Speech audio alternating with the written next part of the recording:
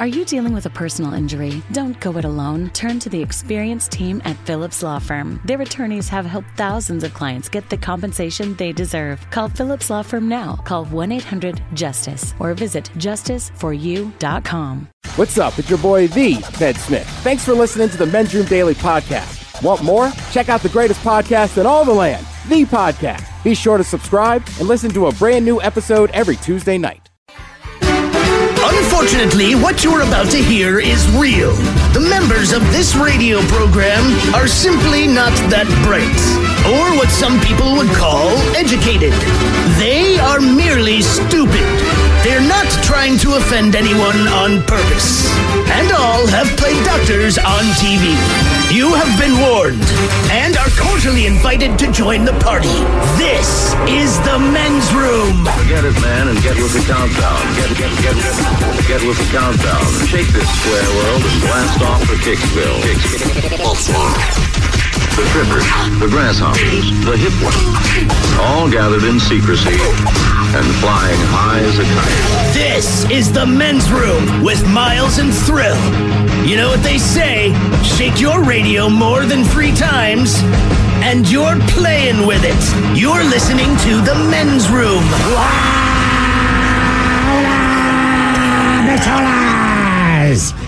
And away we go. Welcome to Season 18, episode number 3,934. Along with Steve the Thrill Hill, the Ted Smith, and Mike Hawk. Montgomery! And you are in the Men's Room. On tap today, once again, we play Big Dummy. Ted's Meat and Potatoes talking hot dogs with the head chef. We will play Profile This, plus headlines, Men's Room Shot of the Day, fun with listener emails, and everyone's favorite, TV Time with Ted. Click, clack. Drinkity drunk. All right, here we go to North Carolina, where the fries at a local Burger King taste like trash. Meanwhile, if you order the Dragon Balls at a Thai restaurant, beware. It gave one woman a rash. To Berlin, where authorities are looking for a lion that's roaming around. Miami woman steals a fire truck and drives around town. And the Carly Russell disappearance story is starting to seem a little fishy. That is all coming on today's very special episode of The Men's Room. And now, here's the question. Hola, bitches. Good day to you and yours. All right, today is the day that we play Big Dummy, the game show that rewards you for your stunning ignorance. And here's how it works. You call us, we'll spin the category wheel. We will spend... Thank you. It's nice out, dude. I know. I can tell you're just moving slower today. Yeah. I actually tried to speed up to meet you halfway and drag an ass. Well, I appreciate that. I put in the effort. But we will spin the category wheel, and then we'll ask you a question from that category. Now, here's where Big Dummy separates itself from your average, more reputable game show. We will continue to ask you questions until you get one right, because as always, we want you to leave here smarter than you showed up.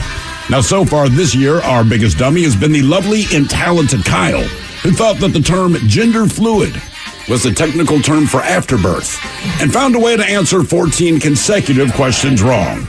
Can you do better? Of course you can. Everyone else has. So give us a call, and off we go on Big Dummy. To be a contestant and play Big Dummy, call 206-803-ROCK. Like the Men's Room on Facebook, follow us on Twitter and Instagram at Men's Room Live, and send your emails to the Men's Room at KISW.com. So, I just got the State Farm Personal Price Plan on my car insurance. So you told your agent you play the bagpipes for your dog? What? No, I didn't get that personal. My agent just helped me create an affordable price just for me. Okay, let me show you what I've been working on. Hey, Buster!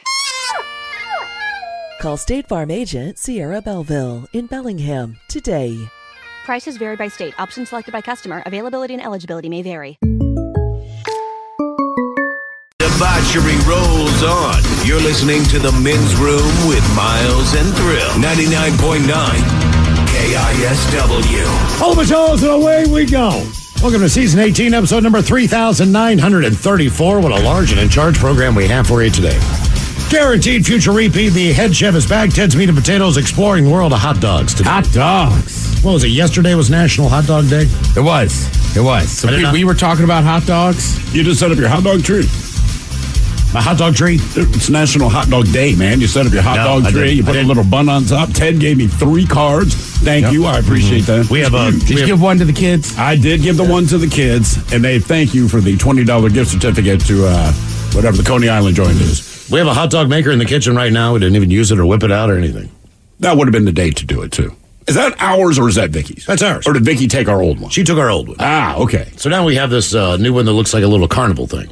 We can set it outside on a table, some lemonade, make some money in the weekend, do a little neighborhood hot dog stand. Is it the different varieties of hot dogs? Today we're talking about some of the most popular ones. Basically, what U.S. city has the best one? Okay. Seattle's on the list. It is. It should be. It is. It should yeah. be. Okay. But everybody's familiar with kind of the Coney Island dog in New York, Chicago dog. But there's a couple other cities that have some very, very good hot dogs. Interesting hot dogs, yeah. I mean, look, man, I like a hot dog. I'll try them all. I'll do give they sound anything a shot. interesting or do they sound good? Well, like Seattle also has, I think it's Rain City hot dogs. They've got a hot dog with bacon and peanut butter and a couple other things where you think to yourself, all right, that doesn't seem like the best combination. It does not, no. But it looks fantastic. And I like peanut butter and on a hamburger. It is. And this list is more of just each city's signature dog. Okay. But if you go down to the Red Hot in Tacoma, they got all kinds of toppings. No, they do. They do. They got good chili dog down there, too. So the head chef coming up, we're going to talk a little bit about hot dogs. And as we do every Monday through Friday, we head on over exclusively to the Odyssey app for the Men's Room Happy Hour and episode number 428. And as we do when we play Big Dummy on Thursdays, we head on over to the Men's Room Happy Hour. We like to do a little dirty Big Dummy. Not only do we have cities, a few from the United States, but this week we have cities from around the world. All right. So it's up to you to determine, out of the 4 choices, which one is not an actual city. And I wish I could just give you some of the names. You can't say any of them. I cannot. I mean, that's the thing. Is there a town called Long Dong? It's about as close as I can get. Is there a city called Crap? Or Erect? Or Horny Town? It's up to you to figure out. Welcome to Horny Town. Yes, as we play a little. Been living there for years. Is there an intercourse? Is there a blue ball? We'll continue to give out a little dirty Big Dummy in its cities. Coming up today on the Men's Room Happy Hour. And today is the day we play the game known as Big Dummy. It's an easy game to play. You will spin that category wheel. And then from there, you're playing for Team Sober or Team Not Sober. Our biggest dummy so far has been Kyle. It took Kyle 14 questions to get one right. And what we like to do while we play Big Dummy is do a little men's room poll. The last time we asked you was pick one to never do again. Here were your choices. You would never watch movies. That includes movies at home, going to the movie theater. If it's a movie on a plane, you can't watch it. So would you give up movies for the rest of your life? Next up, that would be concerts. So being able to go and see a show. No more concerts for you. Vegas. Would you travel to Las Vegas? Never do that again. Or live sports. And as we put the poll up, if you follow us on Twitter at Men's Room Live, here's how everything shook out. Now, as far as the thing that you are least likely to give up at 15%, that would be live sports. That includes watching sports on television. Right. That includes going to live sporting events. So that 15% of you said, there's no way I can live without live sports. So that seems to be the thing that people did not want to give up the least. Movies came in at number 3 at 17%. Huh, okay. Awful close as well with concerts at number 2 at 20%. The one thing you said, you know what, if I never have to do it again, almost half of you, 49%, said Las Vegas. Yeah, I think that's about right. Las Vegas was your number 1 pick. All right, this week on the poll, the time frame is a month, okay? 1 month. So just 1 month. It's not like for the rest of your life or never do again. It's just 1 month. But you are only going to be able to drink 1 beverage for the entire month. All right. No water, nothing that you enjoy. You just... Unless you enjoy one of these 4 things, right? You have to drink these 4 things for a month, all right? Here are your options. Number 1, tomato juice. No. People either love tomato juice or they can hate taste it. It's like tomato soup. You either love it or you can't stand it. I'm on the fence of not being able to... I can't stand tomato soup. Tomato soup is a fine dip for my grilled cheese, but otherwise it serves no purpose. Exactly. To me, it's like a bowl of hot ketchup. I like tomato juice. Really? I do. But I mean, you're talking maybe... That's like something you drink a glass of. Mm-hmm. Yeah. And that doesn't mean... And it's a small glass. And it's thick, man. And I know, Ted, you're like me. It probably gives you heartburn out the... Yeah, especially with a Bloody Mary. And you can't have a Bloody Mary. You're only drinking tomato What's juice. their case? And they just have straight vodka. But that's basically the only time I have tomato juice is with a Bloody Mary. I'm with you. I can't tell you the last time I just grabbed an old cold glass of tomato juice. Now, do you think the tomato juice straight is what's giving me the heartburn, or do you think it's the combination of all the spices and everything in a Bloody Mary? Well, because they give me heartburn. I'm saying a Bloody Mary is going to give you. If you're susceptible to heartburn, then a Bloody Mary is going to give it to you. But the tomato juice, like, it already starts there. So the culprit is the juice, not it's necessarily. mostly the juice, and then basically you're throwing more embers on the fire. All right. So drink for a month, tomato juice. No. Option number 2, grapefruit juice.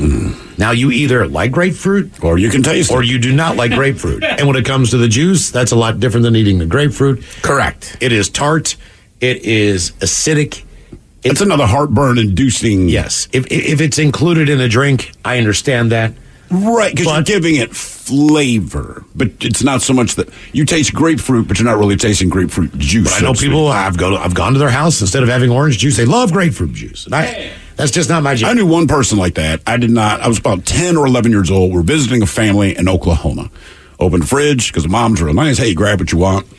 I saw that it said grapefruit juice. I was unfamiliar with what grapefruit was, but by appearances, I'm like, this looks like a bigger, pink, delicious glass of orange juice. Like lemonade. Yeah, and I poured this big ass glass, man. I took that first sip. I thought it was bad. And my mother's kind of shaking her head like, no, that's what it tastes like. No, I guess she'd been trying to warn me that I wasn't going to like it. So your second option, drink for a month, grapefruit juice. Option number 3, that would be vitamin D milk.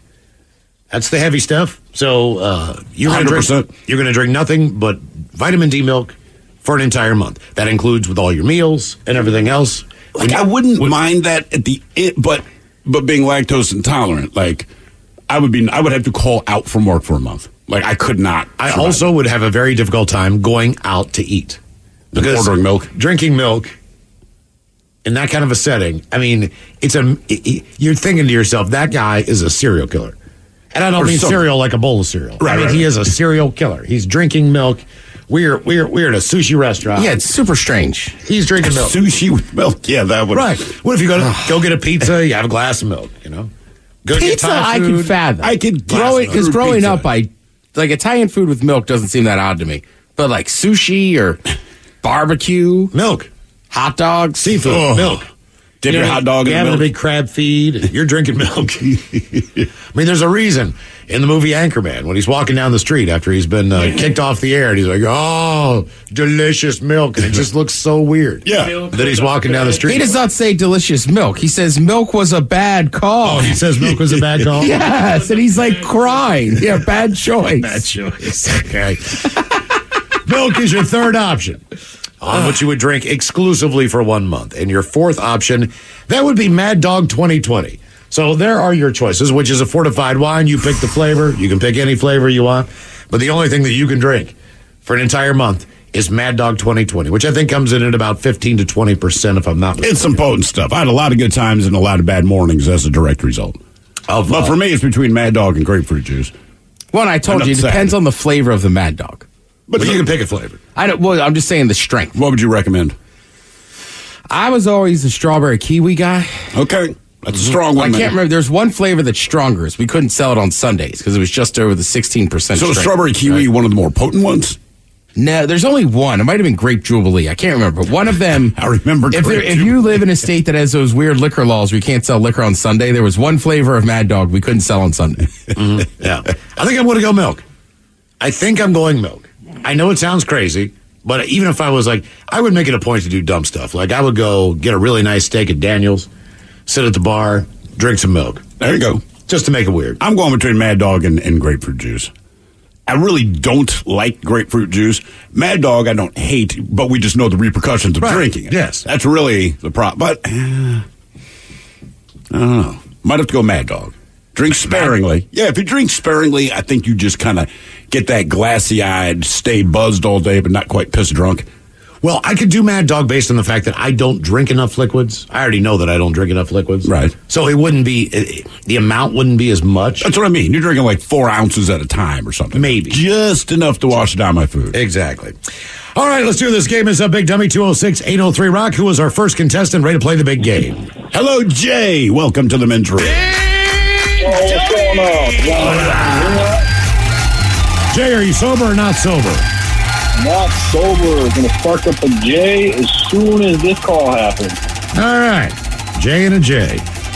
Okay, Jay, our men's room poll. You get to drink only one for a month. Are you picking tomato juice, grapefruit juice, milk, or Mad Dog 2020? Now let me ask you this. Can I put ice in any of them? Yeah, why not? Sure, yeah. Okay, then let me do the Mad Dog. I've never had it in my life, but I feel it. Brother, let me tell you this. Mad Dog. If you've never had Mad Dog before in your life, first of all, that is a good thing. But also, I don't know if I would suggest you just drink it for a month straight. It is. It's some weird stuff in there, Mad man. Dog tastes okay if you're already drunk, but it like the last time I had, it's been years, but it tastes awful when you're sober. Yeah. So from what I'm hearing from Ted, I just got to remain drunk for a whole month. That's pretty much it. You would be drunk. Yeah. Your eyes will look like Michael Jordan's by the end of it. I used to do I do shots of it every once in a while. There's a bar in Fremont that has Mad Dog, and they offer shots, but that's about it.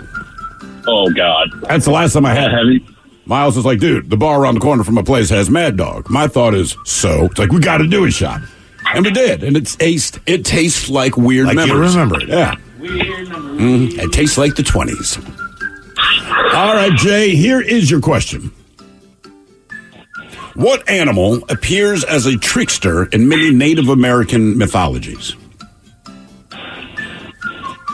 I'm going to go with a hare. A rabbit. Coyote. Coyote, yes. Okay. I was saying China, it's the monkey, I believe. But the monkey and the coyote, kind of interchangeable as far as what they bring to your mythological table. Foxes? Who? Yeah, foxes. They're tricky. But are they a part of mythology in somebody's culture? It's fair. Why do people say that? I haven't checked it, but I feel like there's a lot of like old story tales. Why do we say the foxes are tricky? What do they do that seems tricky? I mean, to me, what they do seems pretty blatant. Mm-hmm. They're not particularly subtle. I mean, I know they got to hide in the grass and all that, but when it's go time, like, I know what you're doing. You got your head in a hole. All animals do that. Yeah. There's nothing sneaky about you. I mean, I like coyotes. I just adopted a husky, and like the first night I got him, he's 8 years old, and he snatched up a mole while we were walking. Oh, damn. Surprise. No, you know what, Mike? You're right. Foxes are featured in many stories and books as tricksters. Say that one more time, Ted. Mike, you're right. Mike's going to edit that one clip to apply to 400 different things. They just use AI to make me sound like his wife. Exactly. Oh. Michael, you are correct. Ouch. Michael, you are right. Damn. Even AI would be like, you're married, bro. That's never happened. And I will not be a part of this. That's the AI's moral code. It's like BS. All right. Can I ask you guys a question? Sure. Would you ever sell your identity to be used as AI for radio or some sort of like audio interference? No, because we need money and jobs. Yeah, I would not do it for radio. Like 10 million. Well, 10 million. There you go. 10 million, sure. I mean, look, I'm not going to lie. I'm not going to make that ever working. Yeah, 10 million, cool. But otherwise, no, man, I don't want AI in radio. The joy of doing the frickin' job is that you're in the studio live talking to people. Mm-hmm. Like, to me, exactly. And then the music is just, whatever. That's around somewhere. But I have no control over the music. If a song sucks, we have nothing to do with it. I mean, seriously, I'm like, I don't care what music we play. I have nothing to do with it. All right, here is your question. The first significant gold rush in the United States occurred in what East Coast state? East Coast? Yeah, believe it or not, this is the first gold rush state. It is the same state that you'd find Cape Hatteras, and the same state you'd find the Wright Brothers National Memorial. I don't know. I'm going to go Pennsylvania. North Carolina. North Carolina. Yep. Yeah, well, you never get that. That's one of the theories on Roanoke. What's that? That they might have found some gold and just left. Oh. All right, your question. The SS Athenia was the very first ship sunk in action during what war? What was the name? The SS Athenia. The Civil War? Revolutionary? World War Dos. Oh. A lot of ships used in the Civil War. Yes. I want to say that. I mean, the South actually had a couple. They did. They had a few ships. They had. They said it was the first submarine, but my argument is, but it sunk. Exactly. Right? I mean, like, does it qualify as a submarine if it doesn't work? That doesn't make sense to me. It's a paperweight that's in the bottom of the ocean. All All right, your I question. mean, you guys have seen that wonderful Wild Wild West with Will Smith, right? I wasted a couple hours of doing that. I could never get them back. God, that was a pile of crap, man. That was a bad movie. It really was. And to think that he gave up like the Matrix for that. Mm-hmm. He gave up the Matrix because he, quote unquote, didn't understand what it was about. Right. Will Smith. Wild West. That's a smart guy. All right, your question. The bone, the patella, is also known as what? The patella. I feel like that's lower back. Is it numbered? Is it what? Is it numbered? Is it numbered? No. Like a spine? No. I'm going to go with a femur. Getting closer. It's the kneecap. Question 5, Jay. Question number 5. What is the only letter that does not appear in any state name? A Z. Q. You got Arizona. What? Yeah, Arizona. There's a Z. Right. Texas has an X. Correct. Yeah, Q. That's the only letter that does not show up. All right, Jay, your question. A transom, poop, and keel are all parts of what? Transom, poop, and keel. Transom, poop, and keel? Correct. All three of these are different parts of what? What kind of vehicle? I'm going to go with a boat. There we go. You are correct. Hence the poop deck, if you will. Oh, really? I had to look that part up, right? Because I'm like, I've heard of the keel, I've heard of the train. What is the poop? So the poop is basically where the cabin is on the upper level. Like the poop deck. Yeah, that's your poop deck. That's poop. Okay. Still not sure why they call it that, but that's what They also have a poop bucket. Yes. More Big Debbie coming up, 206-803-ROCK. 99.9 KISW. The shenanigans continue. This is the Men's Room with Miles and Thrill. Game is Big Debbie, 206-803-ROCK. Big W! Hello, Scott. Welcome to the Men's Room. Hola. Scott, are you sober or not sober? I don't know, sipping on a beer, a Corona, paint and trim. What'd you consider that? I'm going to say you're not sober, Scott. Wait, Okay, well, how many Coronas have you had? one. You are not drunk. He is sober. No. It's Corona. Yeah. All right. You can drink a 6-pack of that. You're not drunk. All right, Scott. also like You're this. going to have to hit the head, that's for sure. I like your terms, paint and trim. Yeah, we call it having sex, but whatever, man. Yeah. Scott, you're going to drink only one for a month. Will it be tomato juice, grapefruit juice, milk, or Mad Dog 2020? Let's go with Mad Dog. Mad Dog. That's 2 votes for Mad Dog. Not where I thought that was going. But given the options you have, man, at least Mad Dog, there's something enjoyable about it. Sure. You're going to get stupid There's a drunk. means to it. You're not going to remember anything you did. It's perfect. All right, Scott, here's your question. The book Wise Guy, Life in a Mafia Family, inspired which mob movie? The Departed, Casino, American Gangster, or Goodfellas? Let's go American Gangster. I'll say Goodfellas. Goodfellas. Yeah. The story of Henry Hill. Was that Henry? Yeah. Yeah, Henry Hill. No relation. I was How do you know? All those years. How do you know? You know, it's a good point. I don't. Yeah. Maybe we are related. He used to live in Redmond. Yeah, he's an East Coast. There we He was go. an East Coast before he moved out here, right? That was kind of a relocation thing, I think. Yeah, we moved out here together. The whole family. Yeah, exactly. See, he really, you know. Hey, Henry, the government's picking up your He tab. came from the East Coast out here. All right, here's your question. What tanker ran aground in Prince William Sound, Alaska, on March 24th, 1989? The Exxon Valdez. There you Well go. done. Nice job, Scott. By the way, Ted, that song that you commented on, I want to say earlier this week, you said this is kind of funky. Who is it? Correct. The name of that song is Valdez, 27 million. It was about that particular. Oh, because that's how much it costs? That's how many gallons of oil spilled. Oof. 27 million. It's also why I still use Blue Dawn. Why? Because it cleans ducks. Cleans the ducks. Yeah. Does it clean any other animal? Yeah. Oh, yeah. Well, thankfully, not too many of them are covered in oil. Well, I was to say, but if other animals are covered in oil, do they still break out the dawn? They only show the duck. I want to say the duck now has been elevated Oh, they just to the seagulls. status. Yeah. I mean, as far as the Gulf of Mexico, basically anything that The washes. seagulls, look, let me tell you a secret. Nobody likes seagulls, okay? Like, you can do the ducks. Even kids don't like seagulls. They're covered in oil. Just chalk that up to a victory. Game is Big Dummy, 206-803-ROCK. So is a baby duck, too. A little yellow ducky. Oh, if you're a full-grown duck, you can die. Oh, yeah. You got to be a baby duck to get the dawn treatment, That's homeboy. what baby ducks are when you stop your car. Hey, yeah, it's a good point, right? Adult ducks, you're like, get out of the way. Right. Adult ducks are just crows now. Right, you just honk at them. Hello, Mark. Welcome to the men's room. Hey, guys. How's it going? Oh, yeah. Mark, you on team sober, team not sober?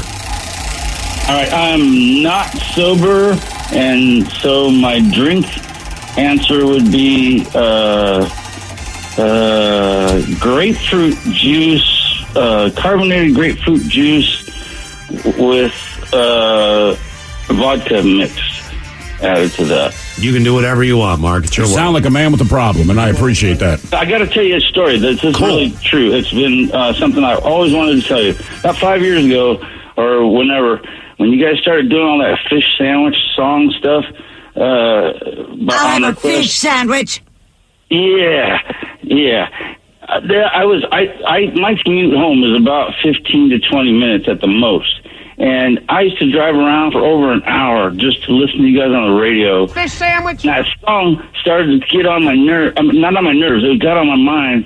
And, I went and bought all the ingredients, and I made fish sandwiches, and I had like 6 fish sandwiches in 1 week. Fish sandwich. Okay. Are you sure? All right. You had 6 fish sandwiches in 1 week? Yeah, one a night. And then I ran out. Okay. I'm glad we could inspire that. Yeah, it's healthy eating. A fillet of fish sandwich. Yeah. Fish sandwich. And one day, on my birthday, I'm going to want the full montage of fish sandwich. But that's past, so let's go. We look forward to your birthday, Mark. Let's go, dude. Yeah, let's go. Come on. I'm sorry that I wasted your time. I know. All right, here's your question. Who wrote The Hunchback of Notre Dame? He also wrote Les Miserables and White Fang. Crud. Mike is killing it today, by the way. Not that you guys can see him, but yes. And White Fang. And White Fang. White fang. That's the giveaway. Yep, I should know that one. I can't say. I don't know. Let's move on. It's name it off. Shall not pass. Is it Frost? Frost. Who was it? You say an author? Yeah, Victor Hugo. Oh, Victor Hugo. Oh, I would have never got that. I'm assuming that's what the Hugo Awards are named after, but I don't know. I always go with the Hugo first when I'm remembering that. I do I'm too. Like, So Hugo Weaving, Hugo Boss, like none of these are right. And I always go to Hugo Weaving as well, because I cannot think of another Hugo. Yeah, that's right. That's kind of impressive that he wrote musicals and books. Yeah, did it all, man. Maybe he's one of those guys that sang all the time. Maybe. Les Mis is just my favorite musical. What is that about? Anyone know? French Revolution, something like that? It's about a revolution. And I would assume the French Revolution, since it's called Les Miserables. They just had it at the Fifth Avenue Theater. Did a 2-week run. I saw that. I recognized the poster. I'm like, doesn't even look Mike bad. and I went twice. Yeah, of course. Nice. I like the part where Anne Hathaway shaves her head. Confuse me or what? What? Well, yeah, my bad. Go ahead, Thrill. He needs a question. Come on, That's all right. I was like trying to listen, and I'm like, what the hell? Remember, I'm on the not sober team. You a big dummy. All right. Here's your question. Almonds are a member of what family? Almonds. Are they a member of the rose family, the orchid family, the bean family, or the nightshade family? So rose, orchid, bean, or nightshade? I was going to say legumes, but I'm going to say, I guess, nuts. Or, wait, what were they again? Rose, orchid, bean, or nightshade? Bean. Nightshade? Rose. Rose. Yeah. Rose. Okay, whatever. All right, your question. What TV show opened with the line, quote, "Do not attempt to adjust the picture"? Oh. Outer Limits. Okay. Well, there you go, Mark. Very good. Yeah, All Mike, right. you guys, Twilight Zone. I was trying to say the other one. Yeah. I didn't know that one. Oh, you never heard of Outer Limits? No. I want to say Twilight Zone was first, I believe, and then Outer Limits was basically like Coke to Pepsi. Okay. Like people are buying into this, so same basic show. Game is Big Dummy, 206-803-ROCK. Hello, Carlos. Welcome to the men's room. Hola, guys. Hola. Carlos, are you sober or not sober today? I am very, very sober. Very, very sober. Welcome to Big Dummy. All right, Carlos, men's room poll. You're going to drink only one for a month. Are you going to pick tomato juice, grapefruit juice, milk, or Mad Dog 2020? I'm going to shoot for milk. Milk it is. Milk was a bad choice. Yeah. He definitely didn't say delicious milk. Milk was a bad choice. Milk was a bad choice.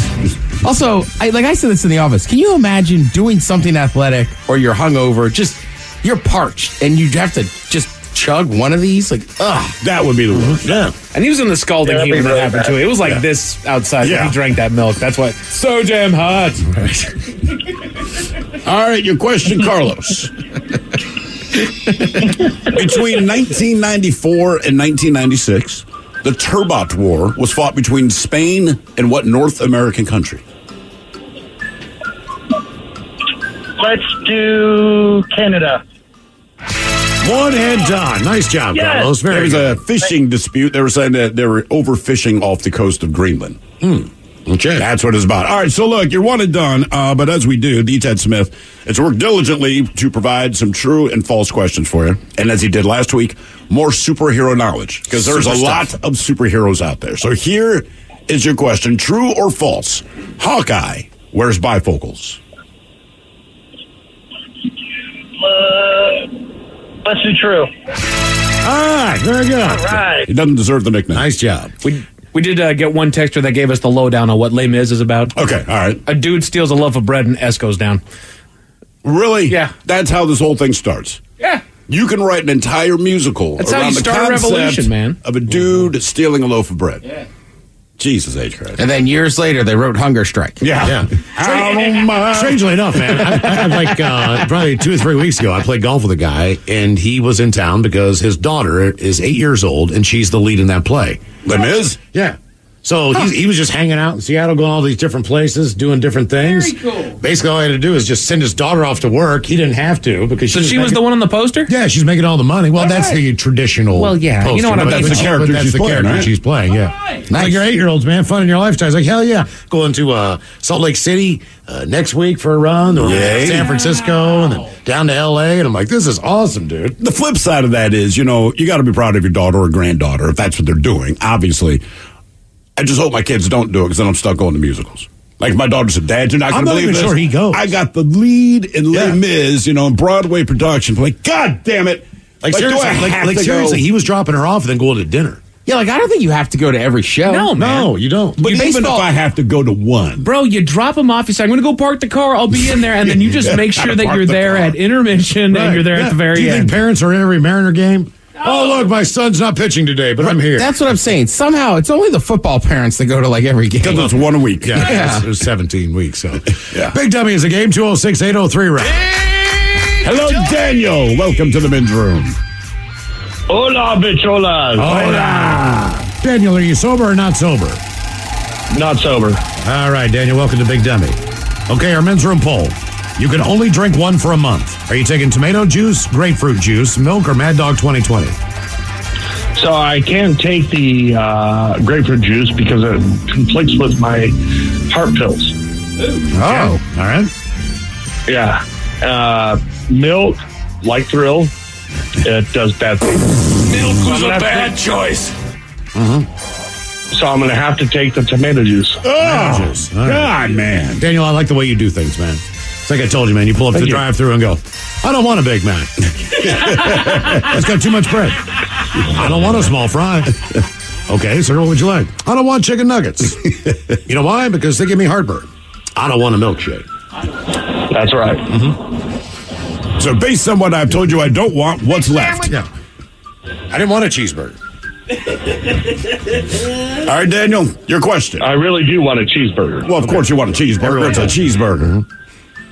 What is a particle of light called? A particle of light.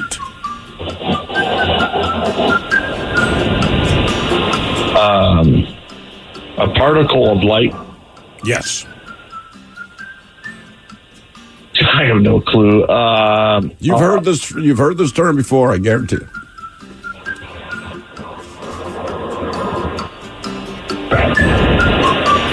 Man, I really don't know. Illusion? Is it a what? Nope. A beam. Oh, a pulsar. What kind? If I'm on the Starship Enterprise and we're about to throw down some Klingons, what does Captain Kirk tell me to fire up? Photons. That's hand-to-hand. Yeah, photons. Photon torpedoes, man. So now that you know what does a photon torpedo do? It's just a big light. It's a big old flashlight. It's a flashlight. Get it out of It's fine. The original flashlight used by Captain Kirk. These things are incredible. All right, your question. What fruit is normally squeezed into a margarita? Lime. Good job. Okay, there you go. Game is Big Dummy. 206-803-ROCK. We should have a margarita day. Okay. Just have a blender up here. Just get them cranking, man. That's a headache right Not now. to be this guy, but margarita, they give me heartburn, too. They do. Got it, guys. We can make man. You got a jar of Tums back there, man. Let's have some fun. That's why I have them. I could just shake them on the rocks. There you go. Ooh, they mess me up. Cool. That's like wine. It's a drinking show, Man, that's a bad headache the next day. So much sugar. Just needs the umbrella. That's all you need. You gonna bring umbrellas too? If you're shaking them too? Yeah, I mean, look. 1 margarita, 2 margarita, 3 margarita, shots. I'll bring the I thought you cheeseburgers. say floor. Margaritas and cheeseburgers. Love a glass of milk. Hello, Tom. Welcome to the men's room. Howdy, gentlemen. Hola. Hey, Tom, are you sober or not sober? I'm sober today. All right, Tom, welcome to Big Dummy. Okay, you can only drink one for a month. Will it be tomato juice, grapefruit juice, milk, or Mad Dog 2020? Probably milk. Milk. Okay. Milk was a bad choice. We did learn years ago from a very loyal listener to this program that one of the more efficient ways to get Cheeto dust off of your fingertips Oh, yeah. is to dip in them milk? in a glass of milk. And then lick it off. And then he would finish drinking the milk. This particularly, he disturbs me. All right, here is your question. What is the longest running U.S. game show?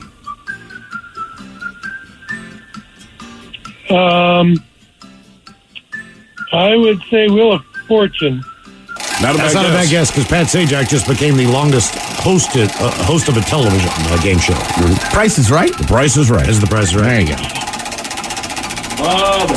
All right, Tom, your question. What is the alternative name for a green or spring onion? A leek? Green or spring onion? Hold on. And basically, restaurants will pick this name based on Chives? how much they want to charge you. Shallots? Nope. Chives? You're getting close. Come on. Scallions. Scallions. Yep. If they call them scallions, they can charge you like $2 more. If they just say green onions, you know. I feel like scallions show up too if you have like a potato skin or a baked potato. Correct.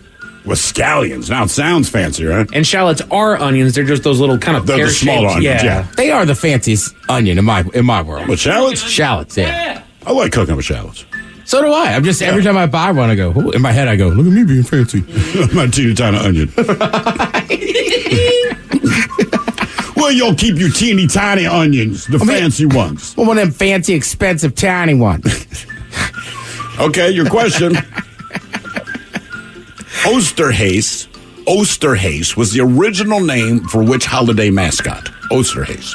Santa Claus, Baby New Year, the Easter Bunny, or Cupid? I would say the Easter Bunny. Easter Bunny. Osterhaus. That sounds very German. Yeah. It was German. I want to say that's where the idea of the bunny got its start. I want to say the way the story goes down, it's Easter Sunday. The mom did the colorful eggs for the kids, hid the eggs out in the yard. But the kids did not know that she'd already done this, so she said, hey, go find the Easter eggs. Anyway, when they went out there and found an egg, a rabbit was hopping away. So the kids more or less came up with the concept of the Easter Bunny. Huh. Going like, well, yeah, man, we saw a rabbit. Obviously, the rabbit hid the eggs because that makes sense. Now they're chocolate. Game is Big Dummy. 206-803-ROCK. Hello, Marshall. Welcome to the men's room. Hey, how you guys doing? Hola. Marshall, are you sober or not sober? I'm not sober. Still at home. All right. Oh, is the Crown Royal flowing? Actually, Jim Beam today. Oh, Jim Beam. Oh, what are you mixing it with?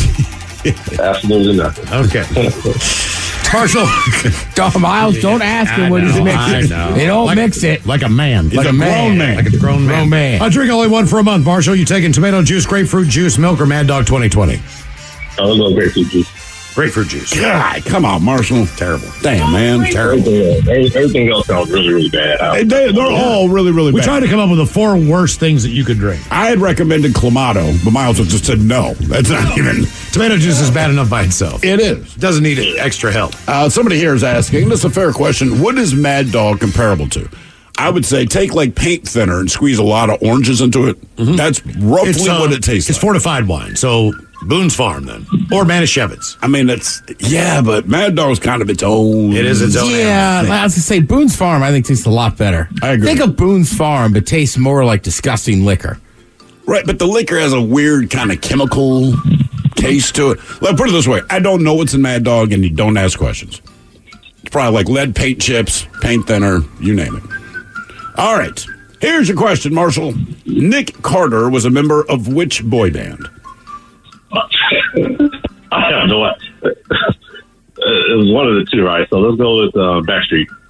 Damn, you couldn't. I like the way you try to play it off. Yeah, that one. Yeah. Sure, man. I don't have concert tickets. You're staring at your Nick Carter poster right now while you're drinking a Jim Beam. Exactly. Also, last week I got a little trouble again by you guys. I did go to a concert recently with my wonderful wife on Valentine's Day, and it was a great concert, and I'll never forget it. You'll never forget it. You forgot it last week. You forgot it. You said Guns N' Roses. I can tell you got in trouble because you said your lovely wife. That's the stuff you say when either she's mad or listening. So what was the show? It was on Boys and Men, actually. Oh, it was Boys and Men? Oh, on Valentine's? That's kind of classic. On Valentine's Day, and you forgot. That's got to work out. Damn, Marshall. It was good. It was a good concert. It was good. Well, now that you apologize, you won't be at the end of the road. Yeah. I apologize. Last week. Wow. I'm more of a new edition guy. All right, so as you know, since you're one and done quite often, Ted, as always, worked diligently all week to continue his true or false regarding superheroes. And here is your question. Mr. Fantastic from the Fantastic Four. Mr. Fantastic earned his nickname because of his sexual prowess. True or false? The soul truth. Of course it is. There you go. Of course it is. More Big Dummy coming up, 206-803-ROCK. Dealing with an accident and injury claim can be overwhelming. Let Phillips Law Firm fight for you. We understand the pain and suffering, and we're here to guide you through. Call 1-800-JUSTICE today for a free case review, or visit justiceforyou.com and let Phillips Law Firm help you on the road to recovery. Imagine a world where health means more than going to the doctor's office. It's why we created a health insurance company that considers so much more. WellPoint, your whole health is our whole point. 9.9 KISW. We return to the men's room with Miles and Thrill. By the way, there's a brand new men's room tea there in the Rock Shop at KISW.com. The Devil Tea, the classic. Devil. The original. Also got a summer tea on there. Bunch of new stuff on the Rock Shop if you head to KISW.com. All right, in the meantime, the game is Big Dummy, 206-803-ROCK. Hello, Jesse. Welcome to the men's room. Big Dummy! Hola. Jesse, are you sober or not sober? I'm sober, but at the Neil Young concert tonight, I will not be sober. All right, good for you. Neil Young down at White River Amphitheater. All right, Jesse, drink only one for a month. You taking tomato juice, grapefruit juice, milk, or Mad Dog 2020? I will take grapefruit. Grapefruit juice is Ew. All right. Yeah. All right, Jesse. Here is your question. What does the abbreviation IQ stand for? I think it is intelligent. What is it? Quotient? Got it. One and done. Nice job, Jesse. Hang on. Ted Smith doesn't do all this work for nothing. He wants to see what you know about superheroes, and your question is simply this. Captain America is actually only a lieutenant. Oh. I'm afraid that's true. Yeah, so close. I don't think he ever officially, because based on what we've seen, he wasn't even really recruited into the Army, but he managed to get into the Army. And it was just like a name they gave him, but I'm pretty sure he was still a private. Mm-hmm. All things being equal. He throws his mighty shield. Big Dummy! Hello, Chad. Welcome to the men's room. Hola. Chad, are you on team sober or team not sober? Clean sober, driving home. All right, Chad, welcome to Big Dummy. Okay, our men's room poll, drink only one for a month. Tomato juice, grapefruit juice, milk, or Mad Dog 2020? Oh, easy peasy milk, man. I grew up on that. I used to drink a gallon a day. Wow. It was a bad choice. Wow, that's a lot of milk. You still crush a lot of milk now?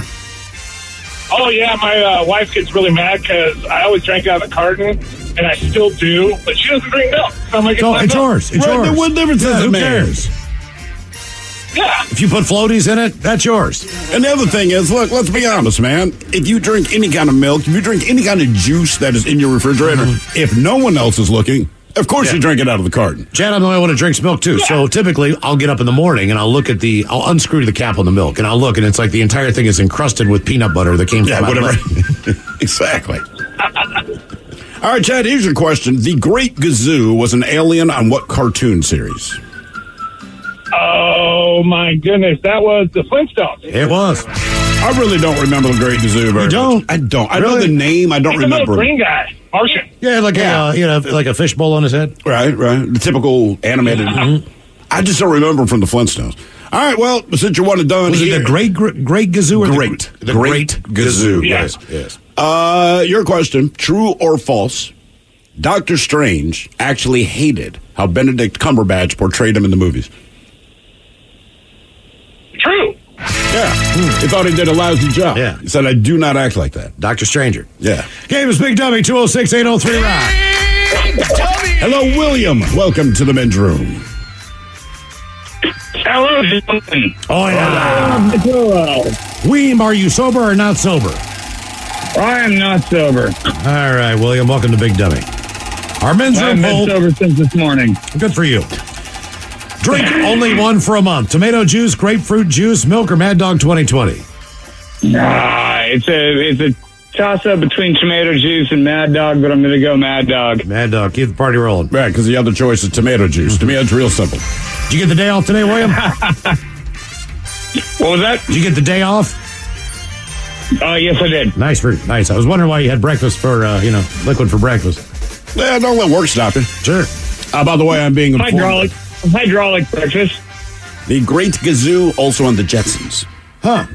He gets around. Time travel. Did not know that. All right. Your question, multiple choice. What type of mammal is the smallest mammal in the world? Is it a mouse, a shrew, a bat, or a chipmunk? A bat. That'd be my guess. Wow. One and done, man. We're kicking ass. The here. bumblebee bat, it weighs 0.05 ounces, and its wingspan is anywhere from, its wingspan is 5 inches long, and its actual height is anywhere about 1.14 to 1.29 inches. It's a teeny tiny, itty bitty. It would love shadows. They're small. Hey, give him one of the Batman ones since we're talking bats. Oh, you do want a Batman question? Okay, actually, in this case, we will go to Batgirl. Batgirl earned her nickname because she's really, really ugly. Well, not to me, but true. Yeah. We're talking about the real Batgirl, not real Hollywood's image of what She they wasn't think even a Bat- superhero yet. They just started calling her Batgirl. Like, look at Batgirl over there. Game is Big Dummy, 206-803-ROCK. Steph and Bob, welcome to the men's room. Konnichiwa, bitches. Hola. Are you sober or not sober? I am sober. Really? Yeah, for once. I mean, I only had one beer at lunch, so. Yeah, that's not bad. All right, you're going to drink only one for a month. It's going to be tomato juice, grapefruit juice, milk, or Mad Dog 2020? August is normally my Mad Dog month anyway, so we might as well go for it. Okay, You got to have to tell us more. You drink Mad Dog in August? Yeah, it's my summer drink. All right. I'm winding up for it coming up. I mean, if you're going to drink Mad Dog, I have to agree. I feel like summer is probably the best season for it. Just based on the names I they can have. drink red banana flavored something. I usually drink it in January and February when it's depressing. Oh, I thought you were going to say drink dry January. I just drink Mad Dog. Yeah. All right, here's your question. Multiple choice. What country has the most pyramids? Egypt, Mexico, India, or Sudan? I'm going to say Mexico. Not a bad guess. Sudan? Sudan. So there are 255 pyramids in Sudan, and then Egypt, which is known for its pyramids, 138. I'll be damned. Yeah. All right, your question. What is the main ingredient of household dust? Dead skin. Yeah, dander. Yep. Yeah, I like how they call it dander. Dander. To make you feel better. Which, again, there is the big air vent here in the studio. Mm-hmm. Now, we're the only people that use the studio. Look at all the dust sitting on the intake over there. That's 100% pure men's room there. That is us. It very well probably could be. See, Ted, you don't get that angle on it from where you sit, but yeah. Every day I look at that. That's why I have a dry cough half the time. That is years of us stuck in a vent. Game is Big Dummy 206-803-ROCK. Hello, Michael. Welcome to the men's room. Hola, gentlemen. Hola. Michael, are you sober or not sober? I am sober because today or tomorrow I am actually having that baby girl, Ivy Lynn. Oh, see, so we were right. We were right. Did you send the email? Were right, yes. It was yesterday that you sent the email, right? Yes. So yesterday we were at an appointment and they told us that there was not enough fluid left. So she was going to be induced the same day at 7 o'clock. Okay. So we are currently here at the hospital. I'm currently out in the car talking to you gentlemen. Does your wife know that? Yes. She was A-okay with this, and she was ready for me to call. You guys are basically like my support method throughout this whole thing. Man, oh man. You need better friends. Yeah. All right, Michael, drink only one for a month. Tomato juice, grapefruit juice, milk, or Mad Dog 2020? Well, I can. Mad Dog 2020. Okay. That's how babies are made, my friend. Damn. All right. Here is your question. What singer was the first Latin American actress to be paid $1 million for a movie role?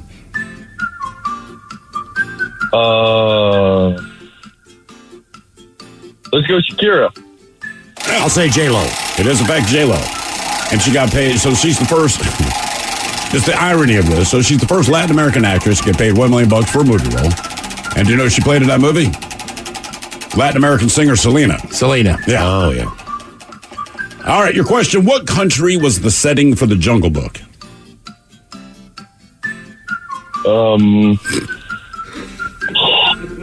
You're talking about my childhood movie. I am talking about your childhood movie. Hey, look, it's great charades. I know it is. It's funny. I'm just giving him a hard time. Y'all got it. Yeah, true. Is that Madagascar? Mozambique? India. Yeah. There's tigers and cobras. Uh-huh. You'd be shocked to learn that I didn't watch that movie. My name is Shirkan. I watched like 2 Disney flicks. I'm like, I am out. Jungle Book wasn't so bad. Are there vultures in India? What's that? Are there vultures in India? Vultures? Yeah, there were vultures in that movie. I mean, there's vultures in the movie. I don't know if there's any indigenous in India, but why the hell not? I mean, they're vultures. Mm-hmm. They're pretty opportunistic. Are you looking this up, Mike? Yeah, see where they're at. Are there vultures in India? See, now you've asked this question. I was going to look it up, but I don't know if I can spell vulture. Yeah, there's Indian vultures. Yes, there are vultures in India. Ha ha! All right. Here's your question. Rod Serling created what famous science fiction TV show? Bill Nye the Science Guy.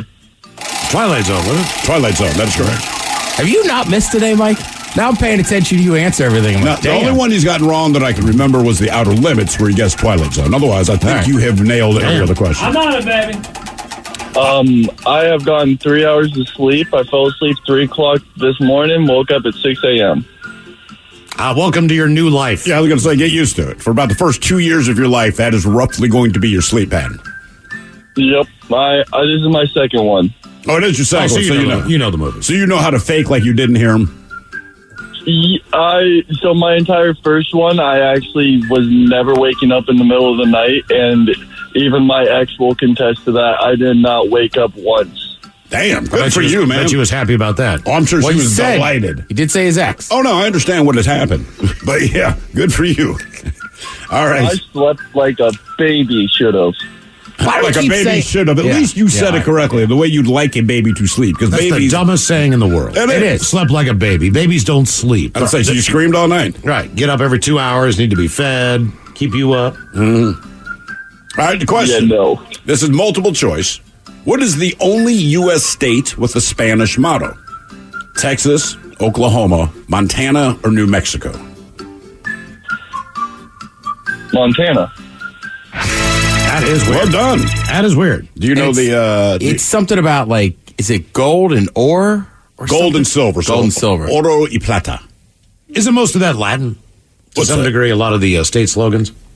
A lot of state slogans are Latin, for sure. Yeah. Because it makes you sound fancy. Game is Big Dummy, 206-803-ROCK. Hello, Paul. Welcome to the men's room. Hola, bitches. Hola. Paul, are you sober or not sober? I am sober. Paul, welcome to Big Dummy. Okay, you're going to drink only one for a month. Are you taking tomato juice, grapefruit juice, milk, or Mad Dog 2020? I'm going to have to do milk with a month supply of Oreos. Milk was a bad choice. Okay. Or as my daughter calls it, her diet. All right. Yeah. Go ahead. Actually, she doesn't use milk, man. She's pretty much all water all the time. Really? Yeah. Good for her. You'd think it would soften her stools, but no. All right. Your question, multiple choice, 4, 8, 9, or 10. How many states are called commonwealths?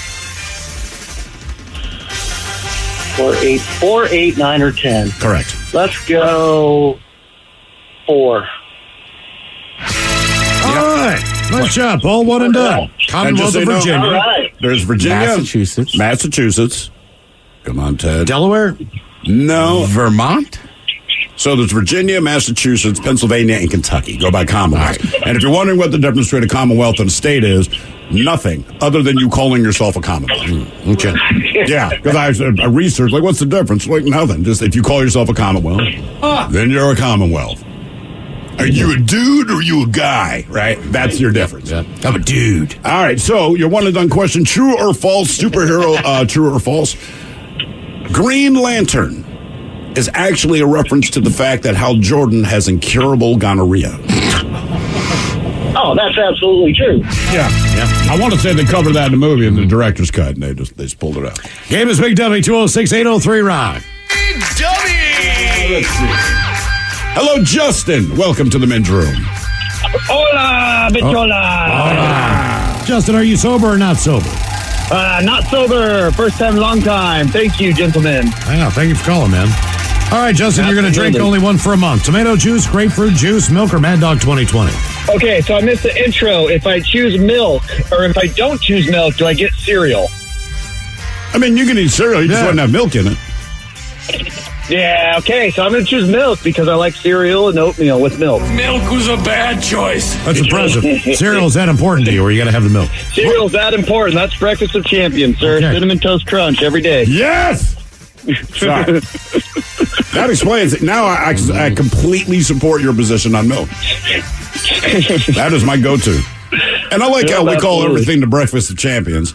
The only one that technically is the breakfast of champions is Wheaties, but Wheaties taste like ass. Oh, that's terrible. Yeah. Might as well just eat the box. Yeah, no kidding. Cinnamon honey nut oats or whatever they are. Those are good. Cinnamon honey nut oats. It's got the same so cinnamon that's like flavor. 3 or 4 different cereals in there, but, Okay, so they just mix the cereals. I got it. Pretty much. yeah. All right, here's your question. Multiple choice. 1,000 miles, 12,000 miles, 38,000 miles, or 60,000 miles. About how much... Hang on.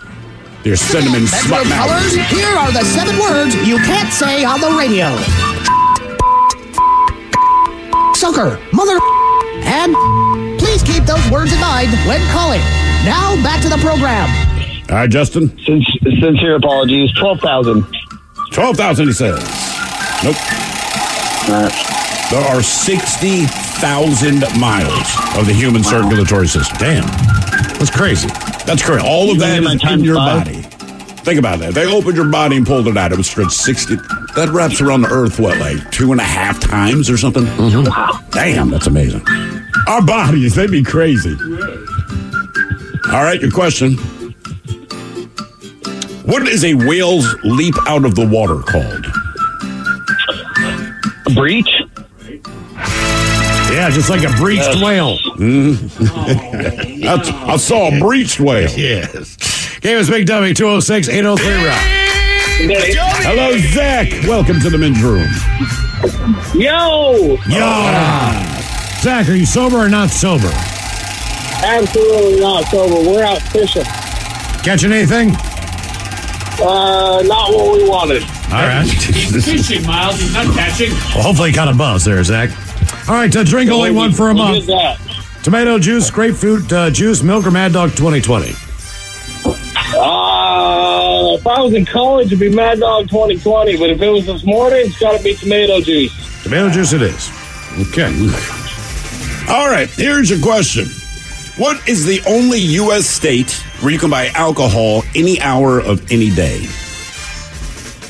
Nevada. One and done. Again. One and done all day. All right. Superhero stuff. We got superhero true or false. Your question. Thor, the god of thunder. Thor was born female.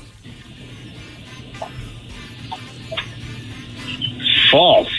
Aha. Nice job. Yes, Thor's all man. One more round of Big Dummy coming up. 206-803-ROCK. 99.9 KISW. The men's room returns with Miles and Thrill. We'll be talking hot dogs with the head chef coming up with Ted's Meat and Potatoes right after the game. Notice Big Dummy. 206-803-ROCK. Hello, Justin. Welcome to the men's room. Hola. Justin, are you on team sober or team not sober? Day 11 of sobriety. Oh, good for you, Justin. What inspired the sobriety? I gave myself pancreatitis on a 5-day bachelor party. Wow, man. Where did you guys go? Idaho, Priest Lake, Idaho. Just camping out and hanging? My buddy's parents have a cabin on the lake, and we had a few ski boats and big pontoon boat. It was a blast. Priest Lake is beautiful. I haven't been there, but my friends have it. It looks awesome. All right, Justin, drink only one for a month. Tomato juice, grapefruit juice, milk, or Mad Dog 2020? Tell me you picked Mad Dog 2020. Yeah, I'm taking that Mad Dog. Mad Dog, all right. 11 days sober. He's not a quitter. Ruined your pancreas, and you're like, yeah, but out of those, I'm taking Mad Dog. That's just doctor's orders.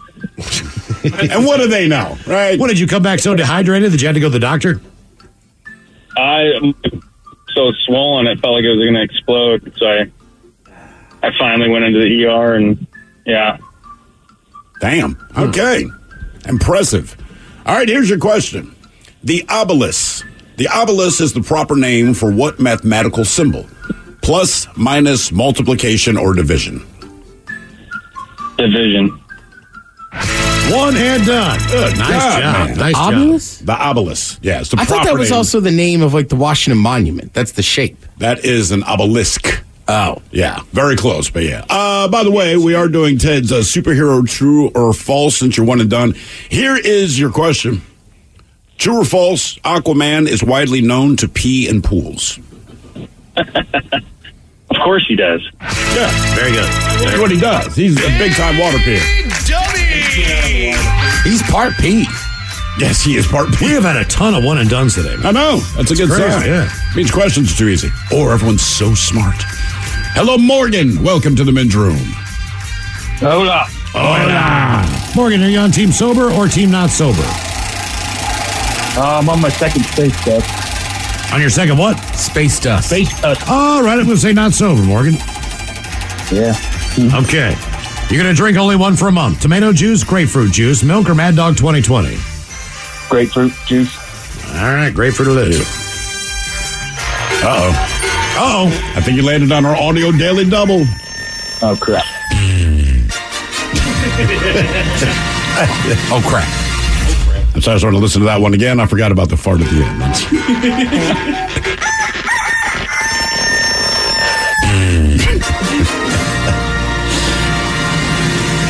You need to add that to the fart soundtrack. I know. Hey, man, I forgot that one was there. But hey, today's audio daily double, believe it or not, we have found 10 songs that everyone on this planet knows. Everyone can hum along to them.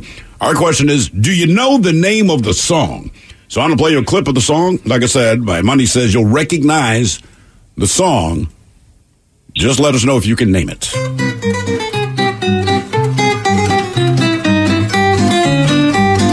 The circus play.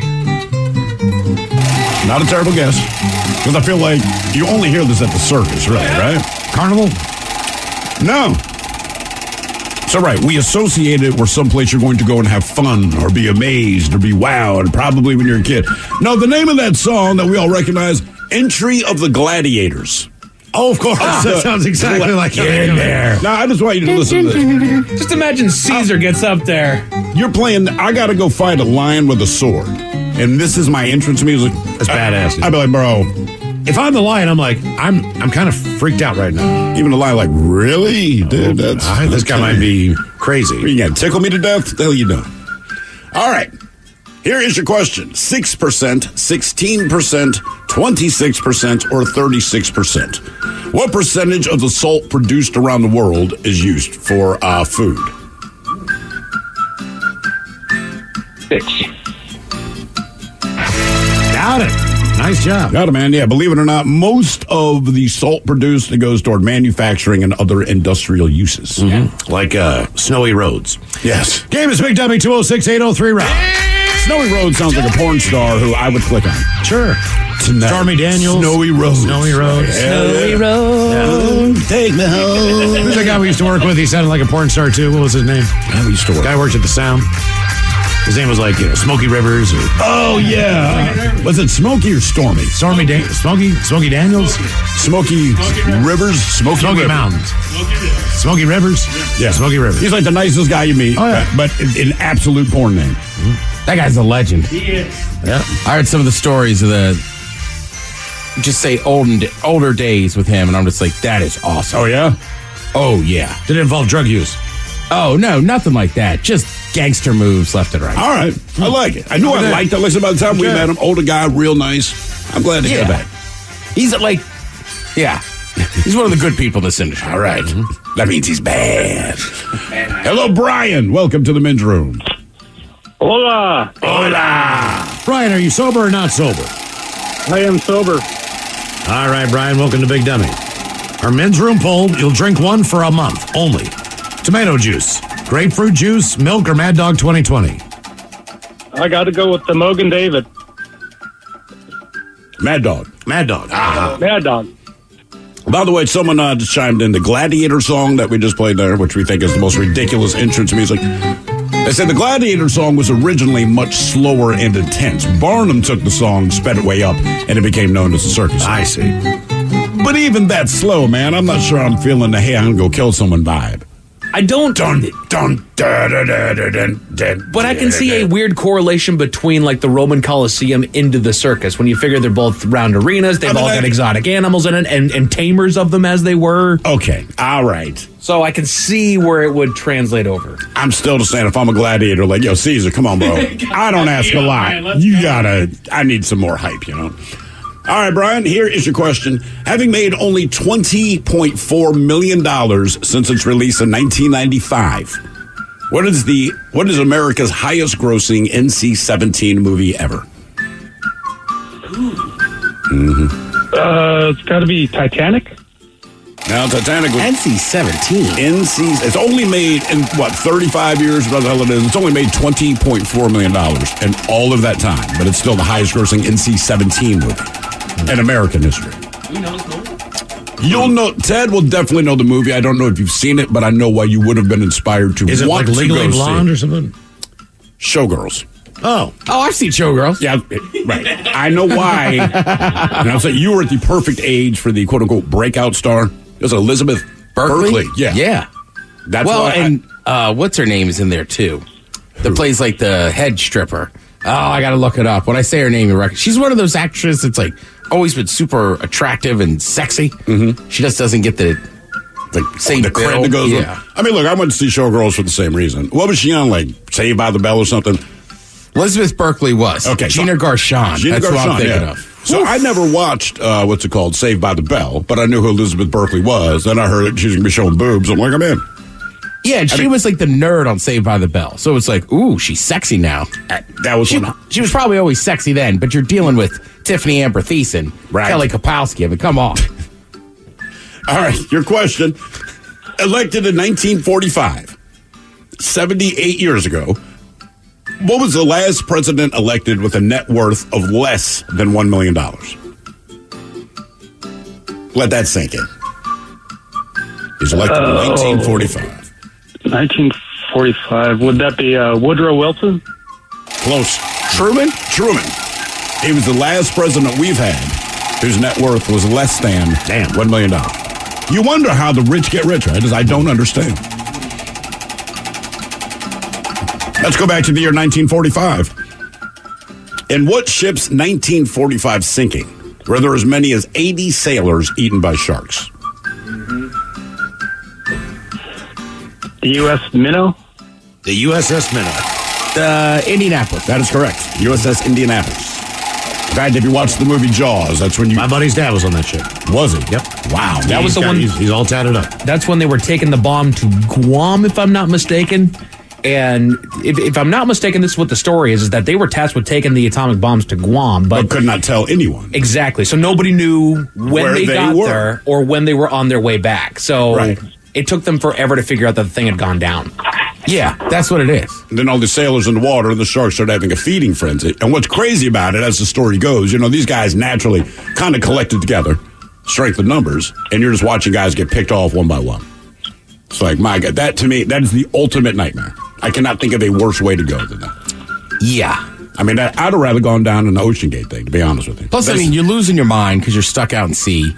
At night. People are just getting feasted on by tiger sharks. I believe it was white-tip sharks, Dad. Oh, was it? But I just read this earlier this week, but let me ask you this. Would you care? Right. As your school, oh my God, it's tiger sharks. The guy that goes, actually, the white tips, like, eat him. Right? Oh, I would drown that dude. Yeah, eat Gary. Yeah. All right, your question. What island nation... I just want you to be... Don't flail. Stop screaming, Gary. What island nation actually consists of 7,641 islands? Thailand, Fiji, Indonesia, or the Philippines? Indonesia. That was it. Philippines. Yeah, I thought it was Indonesia as well. Question 5. Question number 5 for you. Who was America's adversary at the Battle of Midway? Chicago. Oh, could you repeat that? I can. Who was America's adversary at the Battle of Midway? Adversary, meaning who you're fighting against. Correct. It's World War II. Yeah. It's Japan. There you go. Well done. Cool footage, man, at the USS Midway down in San Diego. I'm taking the kids there. You should check that out, man. They show all the different fighters, the pilots, their planes. Are my kids going to... I know I'm going to care. I'm going because you said you've been there, like 5 times now? Yeah, like every time you go. Yep. So I'm like, all right, there's got to be something to it. So the wife and I are trying to figure out what to do with the kids. I know San Diego's part of it. And I said, look, man, we'll take them to the beach. Blah, blah, blah. Got to do the Midway. She says, why? It's like, because Miles always goes on about it. That is the extent of what I know. They have flight simulators you can get in. Okay. Now, and you're on the boat. Yeah, you're on the actual boat. Because, I remember being a kid and going, there used to be a submarine at the Baltimore Harbor. The USS Torsk. So I think kids will because it's just cool enough to be on it. Or like when my dad lived in Columbia, South Carolina, same thing. You could tour an aircraft carrier. We thought it was the coolest thing ever. Yep. Okay, good. I've also toured the USS Saratoga. Pretty cool as well. I've been to Saratoga. Mm-hmm. New York? Yes. I've been there too. Saratoga Springs. Saratoga Springs. Same thing, basically, isn't it? Yeah. Like Saratoga Springs is right outside of Saratoga, I think. It's right beside Albany and all that stuff. Right. Because they do the horse racing and stuff in Springs. Yep. Remember, if you go to Saratoga, it's the most famous racetrack in the country. It's good luck to drink the spring water. Not only that, man, but they have some of the best concerts. That racetrack, they bring in some big shows. Which is crazy, because it's not close to anything. No. Look, there's restaurants in that town that are open 1 month a year because that track's only open. And they make all that money, right? All that. Hola, boys. Hola. Julie, are you sober or not sober? Not sober, Julie. Oh, what are we drinking today? My Bud Light today. Okay. How many times have you peed? Just once. Just once. Julie, you're going to drink only one for a month. Is it tomato juice, grapefruit juice, milk, or Mad Dog 2020? Oh, I like those. I'm going to go with Mad Dog. Mad Dog. All right. Okay. It's going to be a great month. Yeah. All right, here's your question. In Mario Kart, the power-up that seeks out the player in the first position and explodes on impact is a shell that is what color? Pink. Pink would never do that. Blue. That's the blue shell. That is the blue shell. I get hit with that one a lot. Oh, because you're always up front? Indeed. I'd say that's why I'm so unfamiliar with it. Every once in a while, the kid wants to play Mario Kart, which is fun, but I never beat him. So I guess he has problems I did not know of. All right. The drift. Your question, before the number 1,000, no number contains what vowel?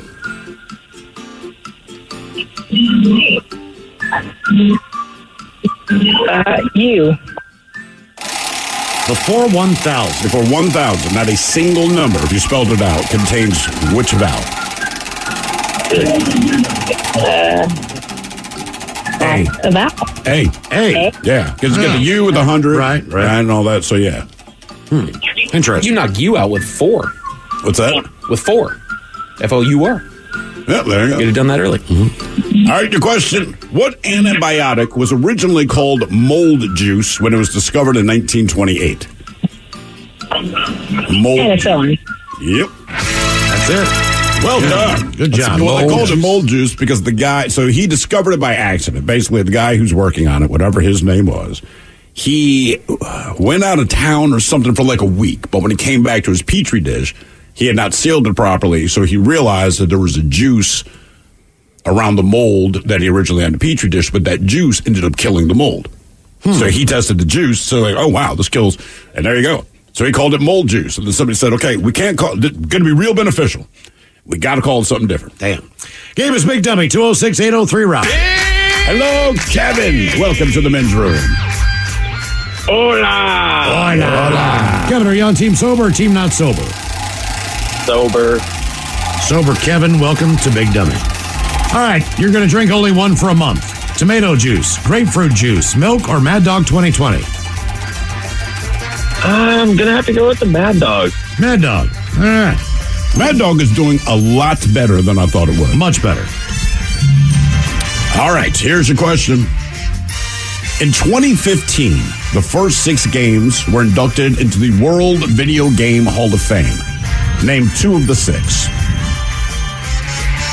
Ooh, we'll go Halo and Call of Duty. Nope, neither of those. Video games. Video games. So it's the Hall of Fame, so you know they're going to go to the way back. This is the first class?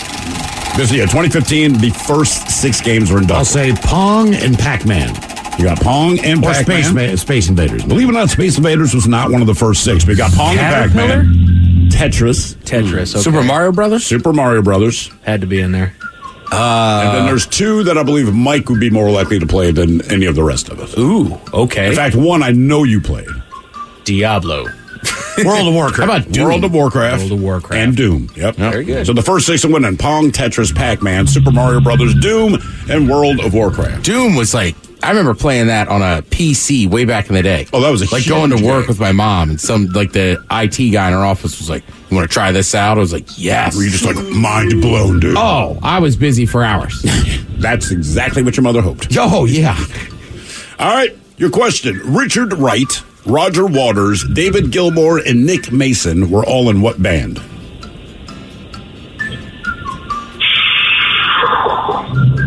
Right. Oh, goodness. I would say concentrate more on Roger Waters and David Gilmour, but Nick Mason and Richard Wright were also a part of this. Creedence Clearwater. Pink Floyd. Pink Floyd. Okay. That's what dolphins like to call their penis. All right. Little known fact.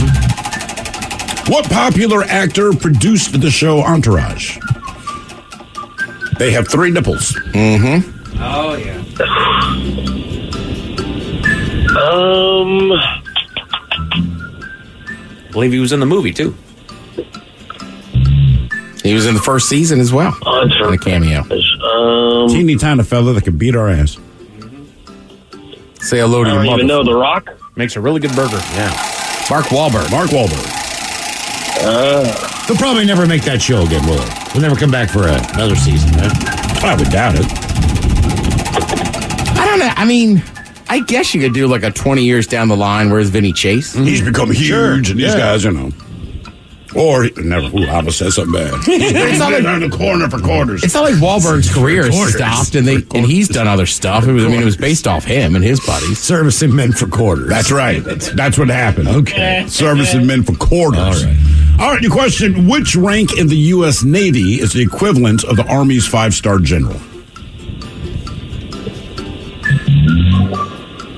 Oh, man, you guys are killing me here. A captain, I don't know.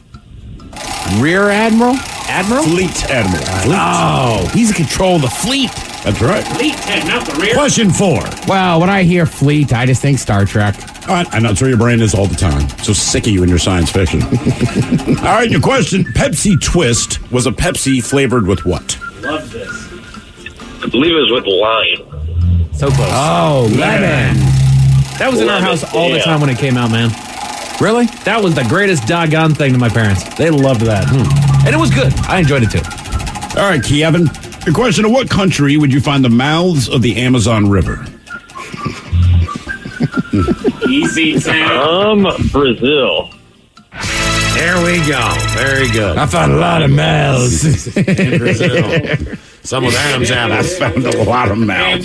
Head Chef coming up. We're going to talk a little hot dogs with Ted's meat and potatoes. You are listening to The Men's Room.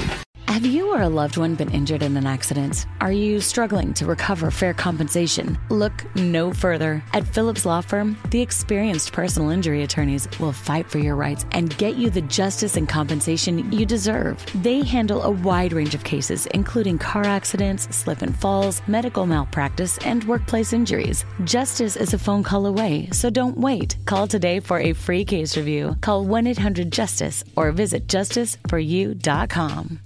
What's up? It's your boy, the Ted Smith. Thanks for listening to the Men's Room Daily Podcast. Want more? Check out the greatest podcast in all the land, The Podcast. Be sure to subscribe and listen to a brand new episode every Tuesday night.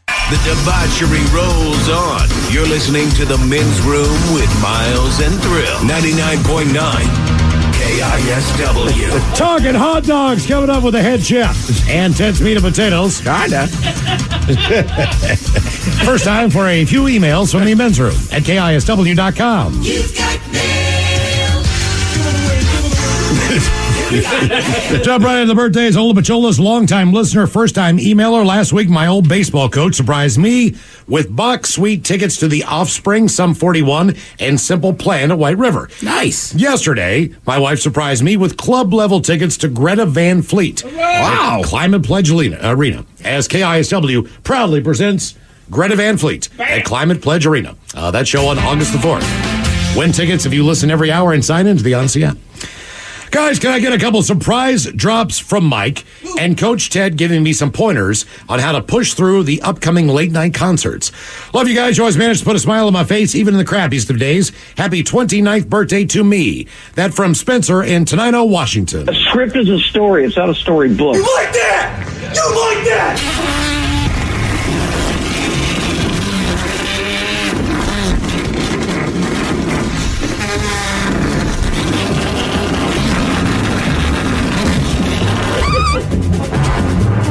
Oh, jeez. The squeak at the end. All right, you live in Tenino, so I'm hoping you're not driving to these shows. So step 1, they gave you tickets. One of them could be the DD. Step 2, enjoy yourself at the concert. Don't forget to get a tall beverage before last call. When you get home, we need to focus on 2 things, hydration and bananas. Eat one before bed, drink some water. You won't feel great the next day, but you feel better if you didn't have that banana. And then when you take that peel, tell the wife you're ready to slip and get wild. Jesus. That works 100% of the time. Yeah. Oops. Must have been that banana peel, honey. Stay, get in bed and take your pants off. Birthday wish. Exactly how it works. Sam. Good evening, gentlemen. My name is James, and it's my good buddy Jesse's 40th birthday today. He's an epic guitar shredder, and he desperately needs a Dirty Germans to tell him what they'd like to do with him and his guitars. Love you guys. You keep me sane in the world of insanity. Rock on. That from the real James P. Sullivan. Yeah, what we would do is combine playing guitar with having sex, and I will pluck your G-string. Yeah, I like to see ends with those guitar players throw out their picks. But really, what I want to see is... Yeah, hopefully you use the finger technique. Yeah. So I like Spanish guitar players. You can even play it upside down. Guys, I want to wish my wonderful husband Gunnar a very happy 40th birthday. Can I get a fish sandwich medley? Some dad jokes from Miles and some dirty Germans talking about how even though he's basically over the hill now, he's still one sexy son of a gun. Thanks, guys. Love the show. That from the lovely Selena. Can I get a filet of fish sandwich? So you know I got I'll have a fish sandwich. Oh, brother, can I have a fish sandwich? Do I get a fish sandwich? With the cheese and the tartar on the side. I'll order a fish sandwich. Is it too early for a fish sandwich? Cheese and tartar on the side. Oh, yeah. I smell the fish sandwich. Maybe some dinner relish in the morning. At noon. And at night. Can I buy you a fish sandwich? Though you don't want a fish sandwich? Dad jokes. Did you guys hear about the massive explosion at that cheese warehouse in France? No. Debris everywhere. All right. I've got a new job at the chess factory. I'm on nights next week. Dad joke Friday. And I refuse to let the fact that I wear a colostomy bag stop me from learning judo. Currently, I'm a brown belt. What was it? Coach Ted? Germs. Yeah, since your name is Gunner, that tells me that you probably know how to fire my skin gun. Yeah, so it's ironic because it's the only... Are we having second thoughts? Yes. It seems like a good joke about his pistol. Yeah. Just, you know what? It's always loaded. Hello, gentlemen. Today is my sister Suzanne's birthday. She turns 41. Best sister and a brother could ever ask for. Good job, Susie, for quitting your job a year ago and chasing your dreams and creating the bar, the 884 Pub in Bremerton. Nice. Proud of you. Never stop believing in yourself. Gentlemen, how about Leroy Jenkins and Coach Ted telling her how to pace herself at 41 because we don't recover as fast as we used to. Thanks, guys, from her loving brother, Steven. Let's do this. Leroy Jenkins. Tell you what, old coach has learned a trick at 42. Stop pacing yourself on the weekends, just bitching more on Mondays. Let's revert back to the previous speech about these bananas and the hydration when we're done on Sunday afternoon. Also, I don't know, is there any time Sundays aren't fun? It's summer, then there's football. You really only look pathetic if you're drinking on a Sunday in February. Gentlemen, it's my beautiful mother's birthday today. She deserves a shout out. She's a proper lady, so don't you dare don't you dare let those dirty Germans let her know what they think about Nebraska and corn. Rock on, guys. That from King Jeremy, the Wicked. Yeah, when I think of Nebraska, I try not to think of you because all I picture with Nebraska is that it is flat.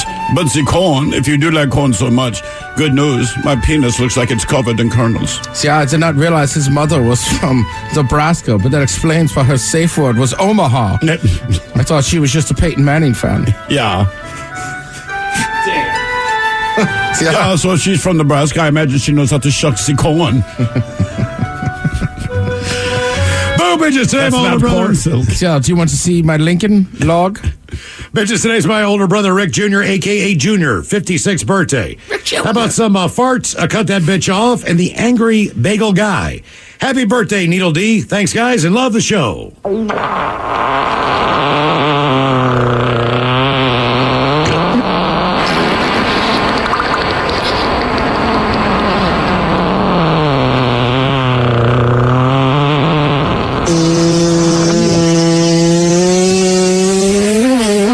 Oh my gosh. Bitch off.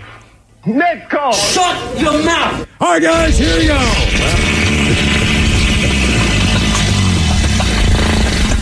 All right, guys, here we go.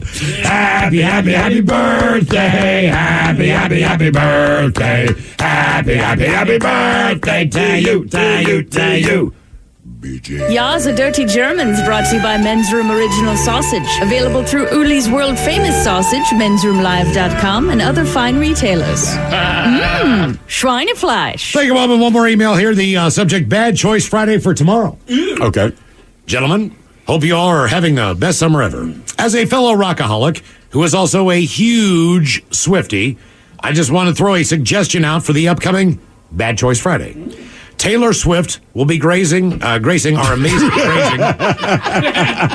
do that too. Gracing our amazing city with her presence this weekend. Why you can make the salmon? And I finally replaced the turf with natural grass, huh? Yeah. I can't think of a better way to welcome her than to put on 2 songs for Bad Choice Friday. All I ask is that you don't put the most obvious song, Shake It Off. Or I don't really care. I can't tell y'all what to do. But anyway, I'll rock on, bitches. That from Samantha. Samantha, we'll see what we can do for you tomorrow on the program. Who knows what a Bad Choice Friday will be. Yeah, all right. Mm-hmm. I just don't know if you're going to hear a ton of Swiftie here. You don't know if what? You're going to hear a bunch of Taylor Swift here. I mean, we are going into the No Taylor Swift weekend. Yes, Thank you, Mike. Exactly. I didn't know if we started promoting that yet or not, so I was going to just see. Haven't heard it. I mean, if Ryan's not here. Yeah. I mean, if he's out of town, we can always do that. I'm not really sure. Coming up a lot, we'll drink a toast with a shot of the day, but first. Time to open wide and sample Ted's meat and potatoes. Now, here's your host, head chef of the men's room, the Ted Nugent. Head chef in the house. Thank you, folks. Thank you. Yesterday was National Hot Dog Day. Glizzy. I don't know why I can't say it. Glizzy Day, as I call it. Oh, that's right. Glizzy. What did we say Glizzy was? Another name for a hot dog? Correct. It's very popular. From where? Who says that? Where would I go and hear Glizzy? I heard it about 5 years ago. When we were confused about it yesterday, the texts were rolling in. I saw that. Some people only call them Glizzy. Where's that from? Regionally, do we know? Snoop Dogg. That's my guess. DC, they used to call it Glizzies. Guns were Glizzies. How that transferred over to hot dogs, I don't know. Interesting. They're not as that old. Oh. I mean, I guess if you hold a half smoke, it kind of looks like a gun. Mm-hmm. It does say that a glizzy is a hot dog that was originally a slang term for a gun in the Washington, D.C. metro area. I'll be damned. Yeah. They can start calling guns hot dogs. Became a nickname for hot dogs because the length of the barbecue staple is similar to extending the clip of a gun.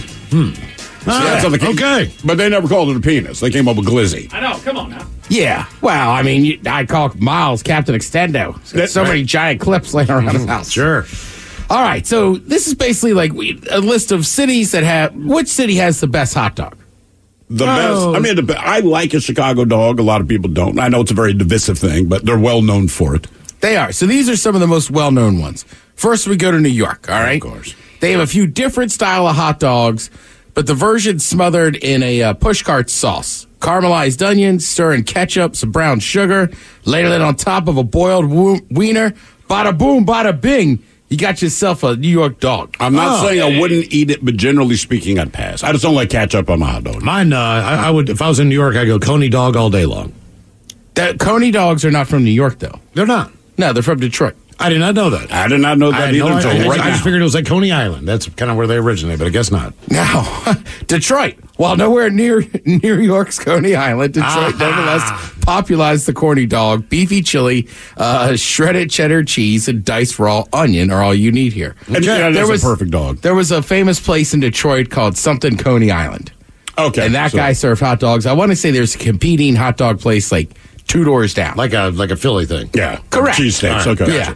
But yeah, Miles, you're right. You're not... Most people you think, but it's a Detroit thing. Let me get one of them Detroit-style glizzies. Interesting. Did you know Atlanta had a dog? Let me guess. Has peaches? No. In Atlanta, it's barbecue sauce. This one's a little more overall Southern than I would say just Atlanta. Is that a slaw dog? Good call, Miles. That I get dragged through the garden. All right. That means you bury it beneath cool, creamy, crunchy coleslaw. You can add other vegetables if you want, and you can add, some people put relish on there, but that's pretty popular there. Okay. I guess the Varsity would be their number one spot as far as hot dogs in Atlanta. Destination. Correct. It's like in Pittsburgh. The O. Right. People know Pimani Brothers, but every time I've been drunk in Pittsburgh, right near there is the O. And I don't know why. It turned into a thing with some fellas I knew. We're going to Pimani Brothers, and me and 2 other guys we're going to the O to get hot dogs. Yeah, you made the right call. Both are great spots. The Chicago dog, which honestly, the Vienna beef, the Chicago dog, to me is one of the most famous hot dogs. Easily. Well, the beef helps. Yeah. Doesn't mean you like it, but it's certainly famous. Hebrew National. Yeah, it's very specific. They have 7 ingredients: yellow mustard, neon relish, tomato wedges, a dill pickle spear, sport peppers. They're playing badminton. Yes. Sweet onion and celery salt. They're now playing pickleball. You're right. They're on pickleball now. Poppy seed bun, and then again, not for everywhere, but in Chicago, very specifically, you cannot get ketchup on the hot dog. Right. Strangely enough, celery salt is the secret ingredient in a lot of good stuff. Mm-hmm. That's a good spice. Honestly, It is. Yeah. Oh, yeah, I use it for plenty of my cooking. Yeah. People say, what's your secret? And I'll say dandruff. But really what it is the celery salt. Yeah. By the way, I hate on the Chicago dog, the Vienna beef. But honestly, if I took the tomatoes off, I'll give it another try. I just pull the pickle off and I'm good. All right. Like, put on there what you guys I'll trade you 2 tomatoes for 1 pickle. You know we'd be done in a heartbeat. Like, switch. Sounds like a locker room thing. Yeah. Give me 2 tomatoes and give you a pickle. Hey, girl. Somebody here, I like this. They make a good point. They go, any hot dog 10 minutes after the bar closes is the best dog in the world at that moment. Dude. You're not kidding, dude. That's a solid point. You're right. It is the best hot dog you've ever eaten if the bars are closed. You guys ever been stumbling around the ballpark just drunk off your ass like, oh, I'm going to go get a hot dog. That is the best tasting hot dog you've ever had. Actually, I was saying, like, the Mariners dog is a good hot dog. I got another list with some ballpark stuff, right? Because, like, I would say the Dodger dog is pretty famous. For sure. You got Fenway Franks. I remember in Baltimore, it was all Esque. And they sponsor the out-of-town scoreboard. Also, typically, if you go outside of the ballpark, that's where you're going to find the best hot dog in a cart. The guy that's real close to the stadium, correct, but not in it. Yeah, that's going to be the real deal. Kansas City, their famous hot dog is basically kind of an homage to the Reuben. Melted Swiss cheese, piles of sauerkraut, and your choice of either brown mustard or Thousand Island, all on a sesame seed bun. I go Thousand Island or brown mustard. Oh, I'm going brown mustard. I'm going Thousand Island. I think I'm going to go Thousand Island. While I like ketchup on my hot dog, I don't know that I could eat a sausage or a hot dog without mustard. Right. And I would never. And it's weird is I don't put ketchup on sausages. But go back to the mustard strictly. Yeah. Go back to the Reuben theory. Yeah. So like with the Reuben with sauerkraut, I think sauerkraut and Thousand Island dressing, great mix. Peanut butter and chocolate. It is, and I get what they're doing. I'm just saying, for me, like if it's a tube shaped meat, we got to have some mustard involved. That explains I'll remember our bedroom so much. Yeah, exactly. I'll do it. Gotta have mustard. What do you like? Grey Poupon? That's the other side. Phoenix. This is all, and basically this is all through the Southwest. You can find this in New Mexico. Serrano dogs. The Serrano dogs. Miles knows his hot dogs. I do. It's a hot dog wrapped in bacon.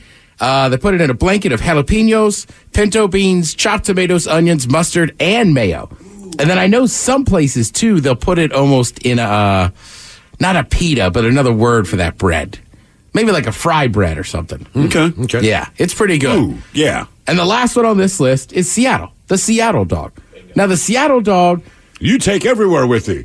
Home Depot, the movie theater. On the bus. So basically, it's the cream cheese that sets it apart. Absolutely. You can add grilled onions, jalapenos, sriracha, whatever you want. But it is the cream cheese that sets it apart. I mean, we have told the story 1,000 times. Never heard of it till I got here. Never. But to the point now, like on July 4th, like eating a hot dog, it's like, did you get any cream cheese? I do it now, but yeah, like we got here 18 years ago, and I want to say we're in Pioneer Square or somewhere close. Anyway, to the texter's point earlier, the bars were closed. We are hammered, but there was the guy with the hot dog cart out there. So it's absolutely, I'm getting a hot dog. So I just remember the guy saying, do you want cheese on it? Normally, I would say no, but I'm hammered. So I go, yeah. And I remember watching him grab the little spatula to put cream cheese on. Yeah. And I thought he was effing with me. Like, I almost started getting hostile. The guy handed it to me. I took a bite, and I'm like, "This is unbelievable." And one thing that's true about cream cheese, you can't spread it on just a piece of white bread. The bread has to be toasted. Agreed. The most unique part about the Seattle dog, other than the cream cheese, is the fact that one's always 100% a toasted bun, where half the other ones are soft buns, steam buns. I don't mind steam bun, but not. I think also you run in a cart. Like for me, when I make my sausage dip, there's cream cheese involved. Sure. So as I'm browning mustard, I got that brick of cream cheese on top of so it's warming up. Right, so it won't melt it, but it kind of softens it up. So I think that helps too when you're making the Seattle dog. That would sit out there real quick. Yesterday I was talking about the half smoke at Ben's Chili Bowl. That kind of got famous. Yeah, half smoke is a sausage made of half pork, half beef, usually smoked and then grilled, placed hot dog style bun, onion, chili, cheese, mustard. That sounds great. I never had one. Somebody here said, and I like this. They go, the Costco dog is really good. Oh, yeah. Yeah. You know what? I mean, you're right. All this stuff, but you're right. The Costco dog is... And the price point's still good? Yes, it is. Yeah. That Costco hot dog. I always debate between, do I get that slice of pizza, too? Pizza's good at it. Well, I like the Costco hot dog, but again, that pack, there's like 24 of them in there. I know. That's the only downside of Costco. Like, come on, man. You're having a birthday party. Honestly, you're right. Yeah, exactly. Thank you, Head Chef. We appreciate it. Shot of the Day's coming up. You are listening to The Men's Room. 99.9 KISW. The shenanigans continue. This is the Men's Room with Miles and Thrill. All right, so a couple of minutes, we'll drink and tell us for the shot of the day. And we do have your headlines on the way at 5:50. But first, a quick check-in with Mike Hawk and some of the stories and headlines he is not working on. Are y'all ready for this? 64% of Americans say their next trip will be a microcation. Microcation? What is that? I don't care at this point. I am so freaking tired of everybody finding different ways to call their vacations. Well, if you go around the world, Americans, for the most part, do take a microcation compared to other countries. Yeah, right. So, our vacation's going to be 2 days. All right, cool. So you're going away for the weekend. That's what we call that. Quit with the buzzwords with just names for things. People love buzzwords, Mike. They do. They really, really do. It would be cool if we're going on a microcation. If you describe something that was not already familiar. Right. Here's a concept you're not familiar with. We call it this. But it's like, you're going away for the weekend. Okay, right. It's not a microcation. Like, do we get excited when we just hear when we call it a microcation as opposed to getting away for the weekend? I feel better about getting away for the weekend. That means that's something I'm looking forward to. Microcation means I'm already poo-pooing on the fact that I get the chance to do something. I'm with you. I just call it like going out of town for the weekend, or it's a tiny somebody be like, just a quick vacation, like 3 days. Right. If I it's a microcation time. If I call it a microcation, I'm already thinking about what's going to happen when I get back. Right, and also you have to explain what it is you're doing because no one knows what the hell you're talking. We call it a 3-day weekend. Yep, right. That's all. It's Labor Day, whatever. It's still a vacation. Go with the micro. A new study found the worst states to live and work in. Okay. Sorry, I saw this list earlier, just had me dying laughing. Louisiana's number 3, Oklahoma number 2, and Texas at number 1. Texas! Wow. Texas. I thought everybody was moving to Texas. I thought you were going to drop the West Virginia joke on me. Oh, no, sir. No. Huh. A lot of people left this state because they're moving to Texas. There you go. That's what I keep saying. Yeah. Well, also, a lot of those people never bother to look at the temperature, the job market. Right. I don't know, Ted. I think the it's electric grid. I think it's because a lot of these people moved to Texas. Now it's the worst place. Let all of our people in there. Yeah. McDonald's is adding a peanut butter crunch McFlurry to the menu. And peanut butter crunch McFlurry. Sure, sounds great. What is the crunch? Do we know? Don't ask questions you don't want an answer to. I guess it's just something crunchy, Mike. Like I don't mind. Might be crunchy peanut butter. It could be. But it could just be something crunchy. That is just all you need, isn't it, Miles? Yeah. A doggone crunchy peanut butter McFlurry. Wouldn't that make the peanuts a little bit too hard? Like, if you ever put Skittles inside of ice cream, those things become little rocks. I've never put Skittles inside of ice cream. No, but I don't think those kind of candies work inside ice cream. Yeah. You made it worse by qualifying the statement. I mean, you know what? I'll tell you what, Miles. If it's just crunchy peanut butter inside of McFlurry, then I'm on Team Crunchy. I don't mind it so much in a dessert. It's not on my sandwich. Maybe I need to qualify that with crunchy peanut butter. Maybe, yeah. Extra crunchy peanut butter, I'm still like, no, just give me a handful of peanuts. I don't like things being crunchy that shouldn't be crunchy, which is why I don't like nuts in a salad. I get it, dude. I get it.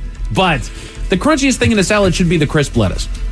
You know what? I don't mind nuts in my salad. Good. I don't feel bad about what I have to say what I did earlier. Like a little cashew or something. Wow. That's why Ted doesn't tip. I think you misunderstood what I meant when I said, could you add nuts to my salad? You kept your pants on. Salad is salty. Oh, God. Oh, it's not the feta. The newest liquor trend catching traction. Pudding. Transfusion. I'm with Miles. Word on the street is straight up liquor it's transfusion. It's a cocktail. Sheep milk vodka. All right. Is that like a disgusting, but I would try it. Sounds like the basis for a White Russian. Right. Kind of, yeah. Now it's called a white Russian. Cream with vodka. White Russian. White Russian. That way they know kind of know. What's the difference between a White Russian and a Black Russian? Ted, you're a bartender. I think milk. Kahlua. Oh, so you just don't put, they're cream. That's all it is. All right, okay. Right, so like a White Russian will be in a taller glass, usually a highball glass or whatever. So you just don't put the half and half in it. Right, it's got cream or milk in it, so that fills it up. Whereas a Black Russian will be served in a smaller glass because it's just the vodka and Kahlua. But then it also represents the black population of Russia. Mm-hmm. Right. Smaller glass. How many black people do you think live in Russia? 8. I have... I don't know. I'm just going to be like a guy, but I just... Well, sure. You think? I am fitting to go out. I had to throw a guy out of that crummy bar I used to work in College Park, Maryland. He came in and he ordered a Black Russian. This guy was an idiot. I don't know if he knew what it was. And he was like, well, they ordered a White Russian. It's bigger. And I said, yeah, it's got an extra ingredient. And he was like, well, I'm not paying for it. I said, no problem. And you're not allowed in here again. His argument was that a Black Russian is smaller than a White Russian. Correct. That's the drink, bro. It'd be like you and Miles come in and you order a whiskey neat. And Miles gets a Jack and Coke. And then you being like, why isn't mine as big as the Jack and Coke? It's like, well, it's not that other ingredient, dumbass. I knew that guy from around the neighborhood, too. I was so happy to be like, just get the hell out of the bar. Don't come back. Well, you're not going to get this $1 tip. Oh, yeah. I am crushed. Thanks, dude. And that is a perfect example of somebody just saying something absolutely dumb. And you know what? Us here in this room are not exempt from saying dumb things. Not even nearly. Thank you, Ted. But at least we come by it honestly. Some people are beyond saving, much like Ted's friend at the bar, which takes us to Ted's friend at the bar. Oh, now he's my buddy. Oh, yeah. He's your friend. 10 of the dumbest things people have heard other people say with 100% seriousness. Now I've got one. A girl I once knew got a nose job. I decided to compliment her on how good it looked. And she said, as God is my witness, I didn't do it for me. I didn't want my kids to be born with big noses. Oh, my God. Yep. Okay. You really showed nature, didn't you? God, I need a drink. Is that real? Because that would be awesome. It could be. All right. Because people do have that line of thing. In fact, the shot of the day even falls kind of somewhere within that line. And the more of these that you hear, the more you're going to realize just how stupid people can be. So this one says, these are just all responses. This person says, got into an argument with a guy that thought limes were unripe lemons. Don't argue. Just, you know what I mean? Like, at that point, Miles and I were talking about this earlier today, about some specific people, and just said, look, certain people you may or may not agree with, fine, whatever, who cares? Certain people are just factually stupid. Correct. You can't argue with them. It's like the Terminator. You can't reason with them. They're stupid. Right. They just logically can't put together what you're saying. No, they don't have the ability. They really can't. This one says that ceiling fan dust was the cause of cancer. Like, cancer actually did not exist until ceiling fans collected dust and it fell off. 100% correct. That can be verified. You got it, man. You got it. By an idiot. I got it. Ceiling fan dust. Huh? Ceiling fan dust, yes. Brother, listen. Everything seems to cause cancer. Right. You know what I mean? You drink too much Coca-Cola, you drink cigarette. If you drink too much... And there could be some form of cancer in the cells that are in there, man. There's probably cancer in the paint. I mean, everything seems to... At least in mice. Yeah. This causes cancer in mice, because you keep giving mice cancer. You gave them cancer. That's why there's cancer in them, yes. This one says, according to somebody's father, quote, computer viruses can also infect humans. Wow, man. Yeah. Again, these are the dumbest things people have heard others say with 100% They can both get virus. So that's about it. They can. Yeah. But my computer doesn't have herpes. Right. Yours doesn't. Yeah. No, yours just hasn't had a flare-up yet. My computer does. It's been dormant. That's right. Yeah, Miles and our computers have herpes. I know. They shared a soda. Yes. Mine was having too many oral relations. This one says islands break off and magically float away, much like glaciers just floating around. Yes, that's well, what they do. They don't break off and float away, but plate tectonics does have something to do with that. It does. But they don't float. No, they do not It float. is the top of a land mass. Correct. And I feel like when we were all kids, at some point, we kind of had that thought that islands were floating. Yeah, it seems great. Like Hawaii. I'm like, man, how does it stay in one place? Exactly. And then you stop being 8. And I go, oh, that makes sense. Gotcha. Oh, it's attached to the bottom. I Right. see. But it's cool that all those islands from the same vent, for the most part. Yeah. Absolutely. Yeah, they just kind of shifted along with the plates and just kind of trained it out there. Yeah. This one says another EMT that I worked with was dead serious against seatbelts because if you weren't wearing one, you could be thrown safely away from your vehicle and not be crushed in your car. Okay, there's a little more to it than that, but all right. The landing is kind of the hard part of that. You are correct. You might be removed, quote unquote, from your vehicle, but right. You like you said, sticky. It's like people say, I could fly a plane.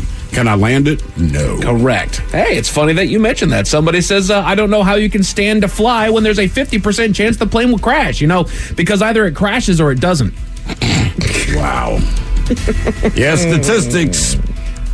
My brother took statistics in college, and I'm like, that's a stupid course. That's when you go, he doesn't get it. And he goes, let me explain what statistics are. Typically, you'll find it in a business proposal or politics, right? Correct. Because you got to get people to want to do what you do. So in politics, you would say, there's a 50% chance crashing the plane because either it does or it doesn't. And there are a group of people that run with that, and that's their entire belief. And you're like, well, yeah, that is true, but that's not really a stat. Right. Yeah, it's like throwing a statistic into an argument. Sometimes I do it. It's completely made up. People kind of go, oh, okay. Oh, I don't know. And then remember, we had on the guy that was part of that team that went to Vegas and they were counting cards. Were they Harvard guys? I believe that was years ago. MIT guys? MIT. We had that guy. 21, was that based off those guys? Yes, I believe so. But he was just saying, he's like, yeah, statistics are super important if they're correct, but also like you can manipulate them basically any way you want. Any way you want to do it. And you can give an accurate number, but depending which side you want to go on and how you explain yourself, that gets people to fall for whatever garbage you're trying to sell. It kind of comes down to the same, when they award athletes for certain things, like he's the first player under the age of 35 beyond the month of July with 3 runs, but behind, like you can find a way to make the numbers fit. But here's the difference. Yeah. Is this a talk point or is he going to get an award? Right. This is a talk point. Exactly. He will not be rewarded for being the youngest person under 35 in the month of July when the temperature is over 92 degrees. To hit a home run when he's back 0-2 in the count. Wearing the number 7. Like, right. Okay. Good for him. Name Ted. Whose first name is Ted, but whose mother is an immigrant from Ireland. And this is amazing. What doggone book do they open up to find those statistics, by the way? That's why they have the producers. I guess. Yeah, I mean, that's a big deal. I mean, there's a guy sitting behind him doing all that work. Does he find like 7 out of those 8 statistics? Like, They do. That's why they'll come back and revisit, right? 5 minutes later, in whatever broadcast, they'll be like, we brought up earlier that Ted Smith is the first guy named Ted Smith, who's, the other guy to do that. Oh, man, Miles Montgomery in 1946. I didn't know. Nobody knew that. Nobody knew. Because nobody cared. They didn't actually do anything. Miles had the advantage the roof wasn't open. Oh, that's right. That's right. And his wind speed was 7 miles an hour. Back to the dumbest things that people have heard others say with 100% seriousness. Someone I knew once asked me if cats laid eggs. Just say yes and move on. Okay. Yes, they do. Yeah, waiter, check. Yep. Waiter.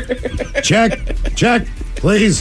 Cats lay eggs. Yes. It's when it's okay to wave your credit card in the air. They lay fuzzy eggs. Out of here. Yet again, I feel like you grow out of this confusion at some point, but it says, quote, for being such a large animal, I can't believe buffalo have such small wings. Jesus Christ. Wow, man. Buffalo Wild Wings. That's right. It's right there. I mean, the silhouette's there as their emblem, man. Yeah, there you go. Like, I saw the image. Yes. Right. You ever seen fat babies fly? I think they call them cherubs. Me and my wife were hoping to have a cherub. We thought it'd be cool if our son could fly. Yeah, it's a bummer. I was a fat baby who couldn't fly. I mean, I had sex with a pigeon and everything. I fertilized its egg. Didn't get a cherub. Just had an angry pigeon. Oh, God. It's just a really mad pigeon. I mean, this thing was pissed off.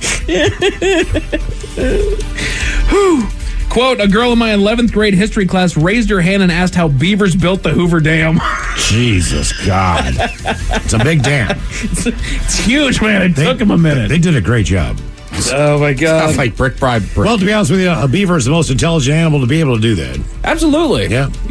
Yeah, but to ask that question means you're an idiot. I would tell my kids, you have the right to drop out of school if you are 16 and anyone in your class asks that. Anyone in your class as a sophomore up, if they ask that question, drop out. Because clearly, you're not learning anything. Right. Quote, yeah, bro, it says carbonated because they remove the carbs. Yep.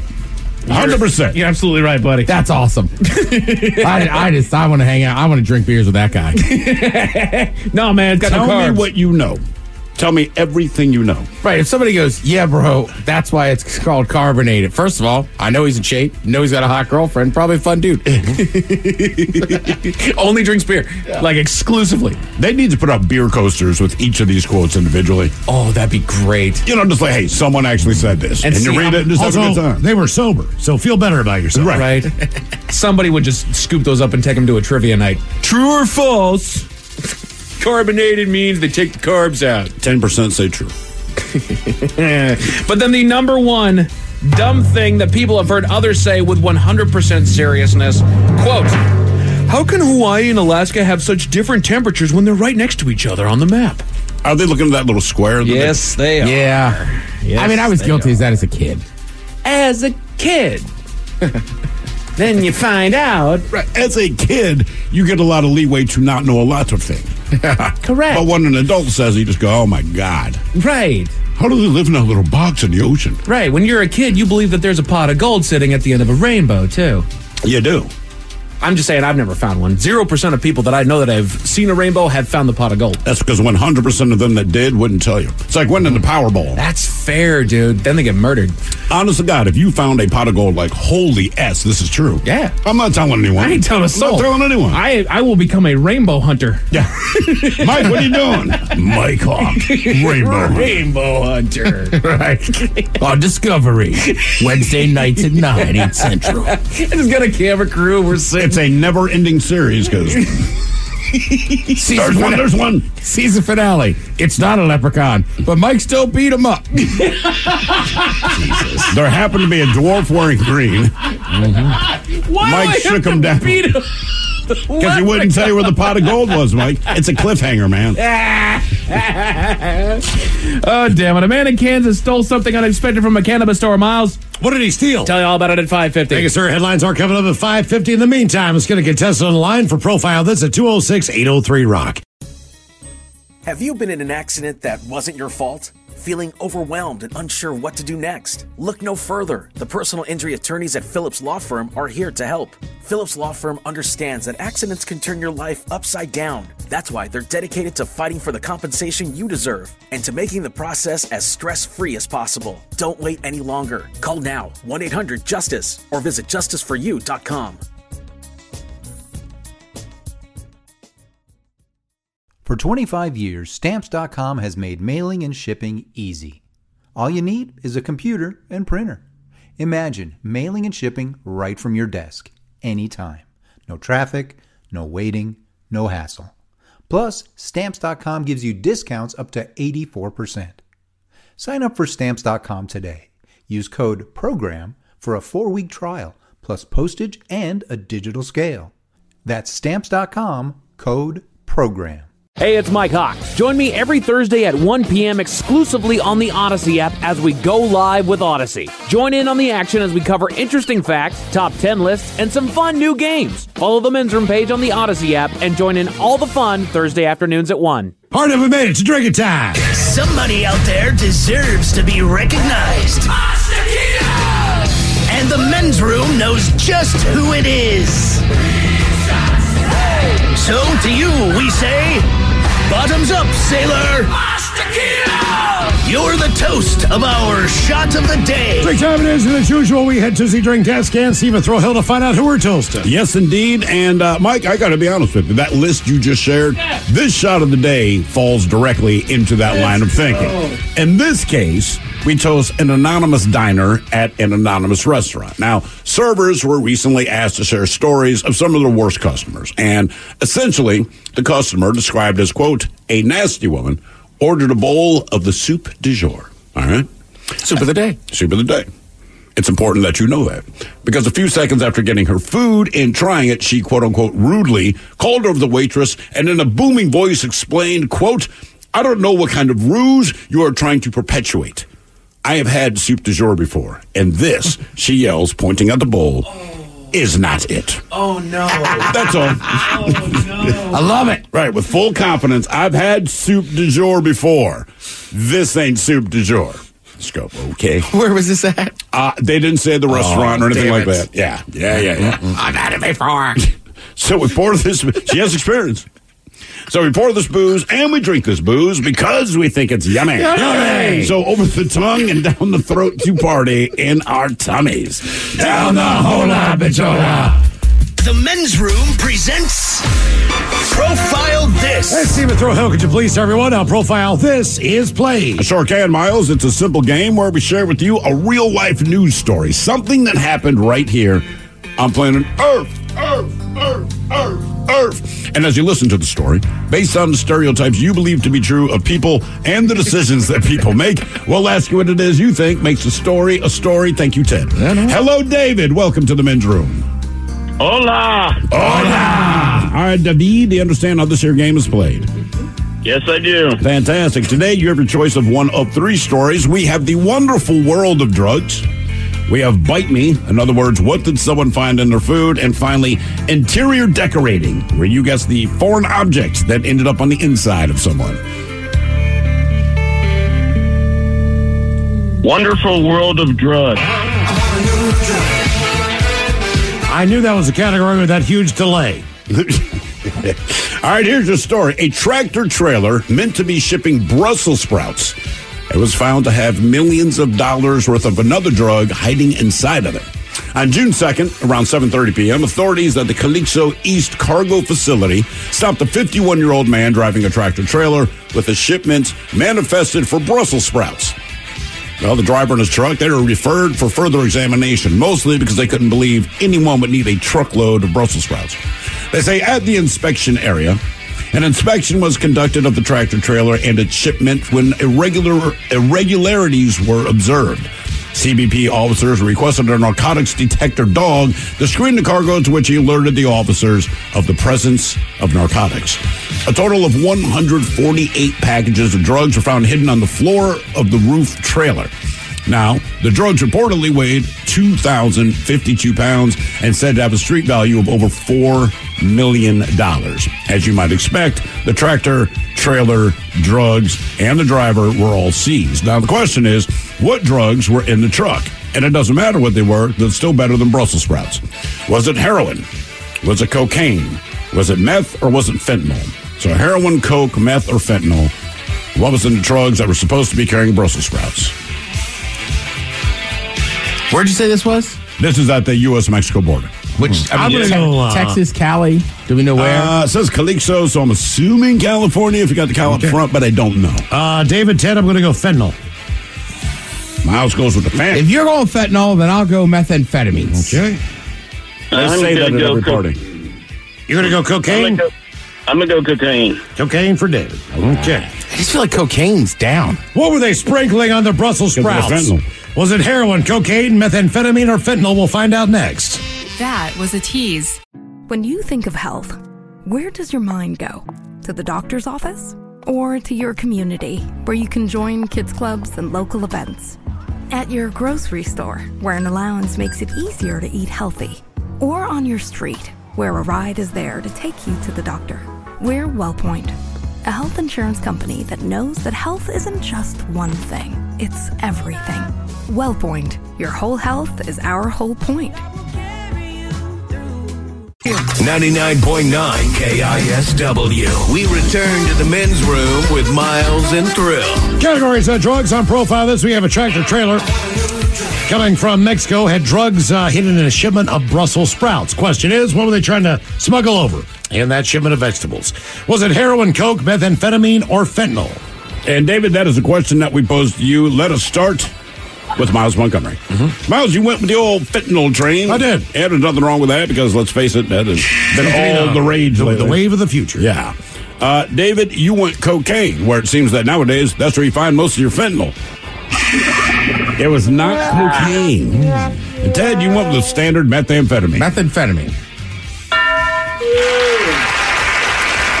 I'm not sure people realize, like methamphetamine for the cartels is like, I'm pretty sure it's like their number one cash crop. Probably because it doesn't cost anything to make.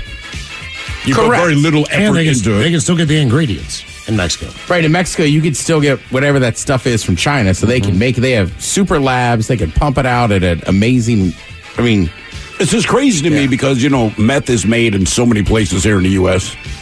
It used to be. You know, but that, like cocaine, like it comes from a region. I understand you got to wait for that kind of thing. Yeah, I don't know. I mean, but it's harder to make methamphetamine now, which is a good thing because all the rules on the Sudafed or whatever the hell it is. Yeah, just all that stuff. See, like, look, if you've watched Breaking Bad, like that's the whole thing. They're using a different chemical as far as a pseudo cook because you gotta get those little guys. You gotta get people to go around and buy so many of them. You just couldn't do it. So now most of the meth comes out of these super labs in Mexico. You're telling people how to make meth? Come on, man. Breaking Bad did. I simply watched it. Now for our TV news all the time, it's time for TV Time with Ted.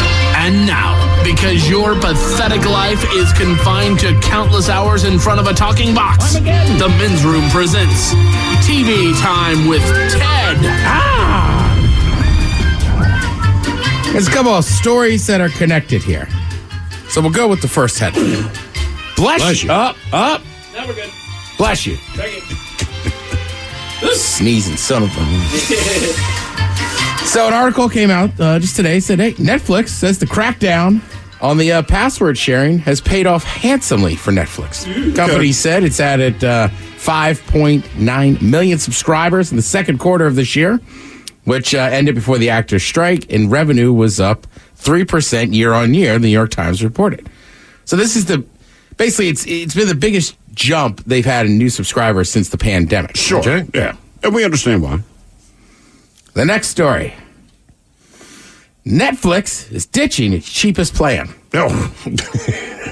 I know, so it's like... This is the one that had more commercials. It was the $9.99 basic subscription. If you already have it, you can keep it. But new subscribers will no longer have that option.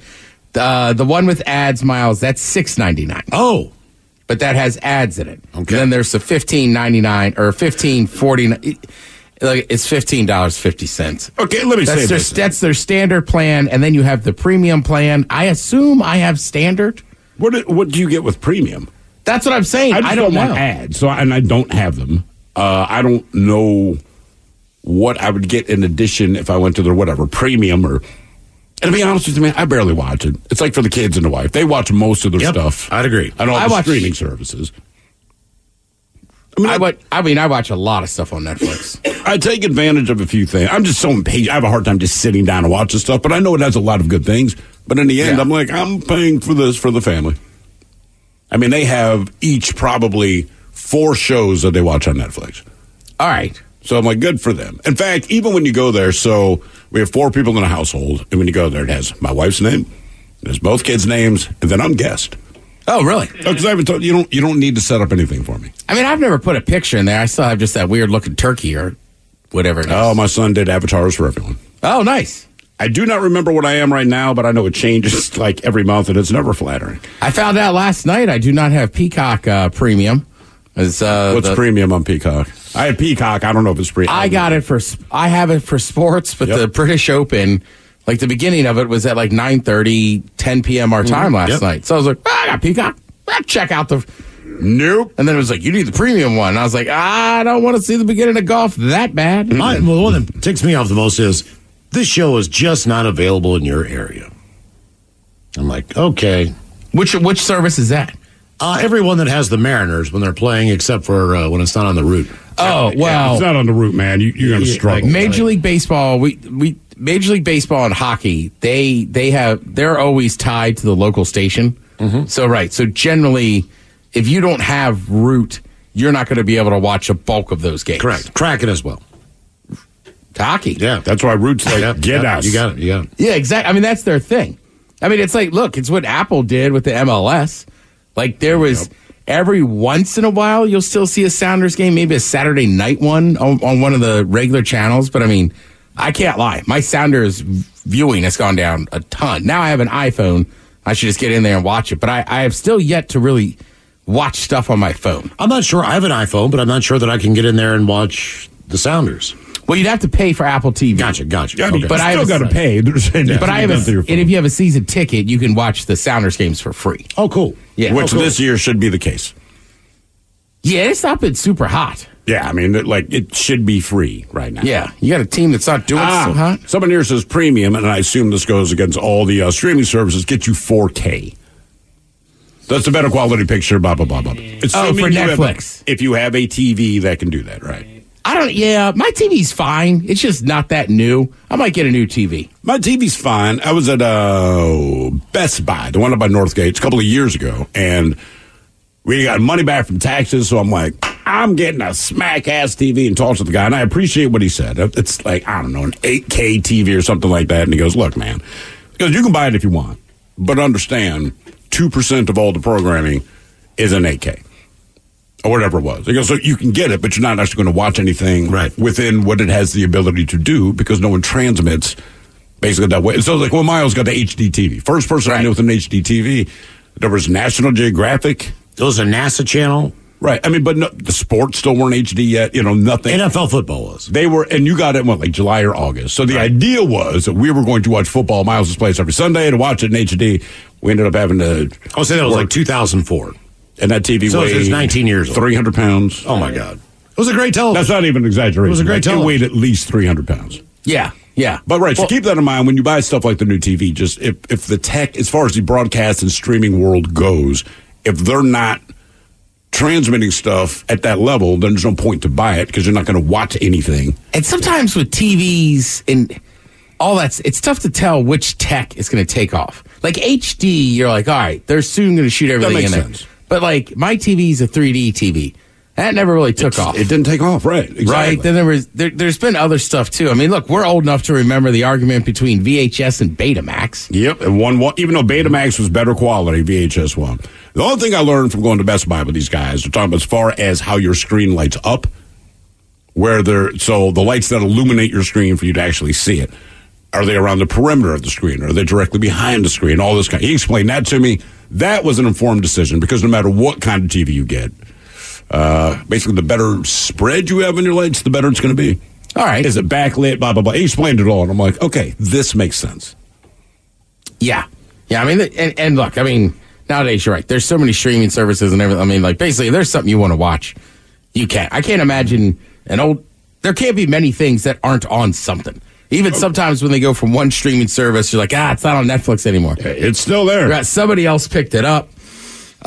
Speaking of streaming services, ESPN's been kind of kicking around the idea. They're talking about becoming a subscription streaming service. Now, I have a hard time thinking ESPN's going to pull this off just because live sports is a massive deal for cable right now. But I think that's what they're hedging their bets on, right? I agree with where you're coming from, but I'm saying I think ESPN is considering like, okay, it's live sports. People love live sports. Therefore, we're in a position where we could charge people to do it. I think there'll be a lot of backlash. Well, they already have ESPN Plus. Correct. I've got that. So, like, if you're a UFC fan, like and I get it why they do it. I don't like it because I don't have ESPN Plus. Whereas, like, back in the day, sometimes like I would just call up a buddy and we would plop down $60 for a UFC fight for a main event. I just don't do it now because I don't have ESPN Plus. But if ESPN was just subscription based, like I feel like that's such a big shift that the cable companies would be like, hang on, ESPN, let's have a closed door meeting. What do you think? What do you think that would make that different than the ESPN Plus service now? Because ESPN carries a standard game, so ESPN Plus, right? You specialize. Put it this way: if you carry NFL football, that's the majority of Americans that like sports. That's the number one sport. You can like it, you can not like it. No one's going to argue that it dominates. But if you want to watch UFC or if you want to watch boxing, like me, typically the big fights you already pay for, so it doesn't kill me to pay a monthly subscription, but then not have to pay the $70. Is this going to get rid of pay-per-view? But well, you got to pay for both. You still got to pay for them. But the difference is, if I just want to watch the Bengals are playing the Ravens, I don't want to have to pay money to see that when it's otherwise been free the whole time. And the other networks that carry football, they're free. Like CBS is not going to charge you to watch it. NBC is not going to do it, so it would kind of suck. I mean, but Amazon already does it with those Thursday night games. Thursday night games, you already have to I just think for ESPN, you're talking about taking SportsCenter, like just the normal ESPN shows that they're all going to be on a pay service. Now you'd still have Fox Sports out there. Okay. I also just think ESPN is so big and sports is so important to the cable companies. Like, I'm dead serious. I think it's all right, ESPN. We see what you're saying. Let's have a closed door meeting to figure it out. Because these things have happened before. There's been other kind of things where certain networks or whatever, we're going to try something, and then all of a sudden you find out like, oh, that's not true. I'm trying to think of the example Mike and I were talking about it a couple months ago. Like, I can't believe that's going to happen. And then, it was with the red zone.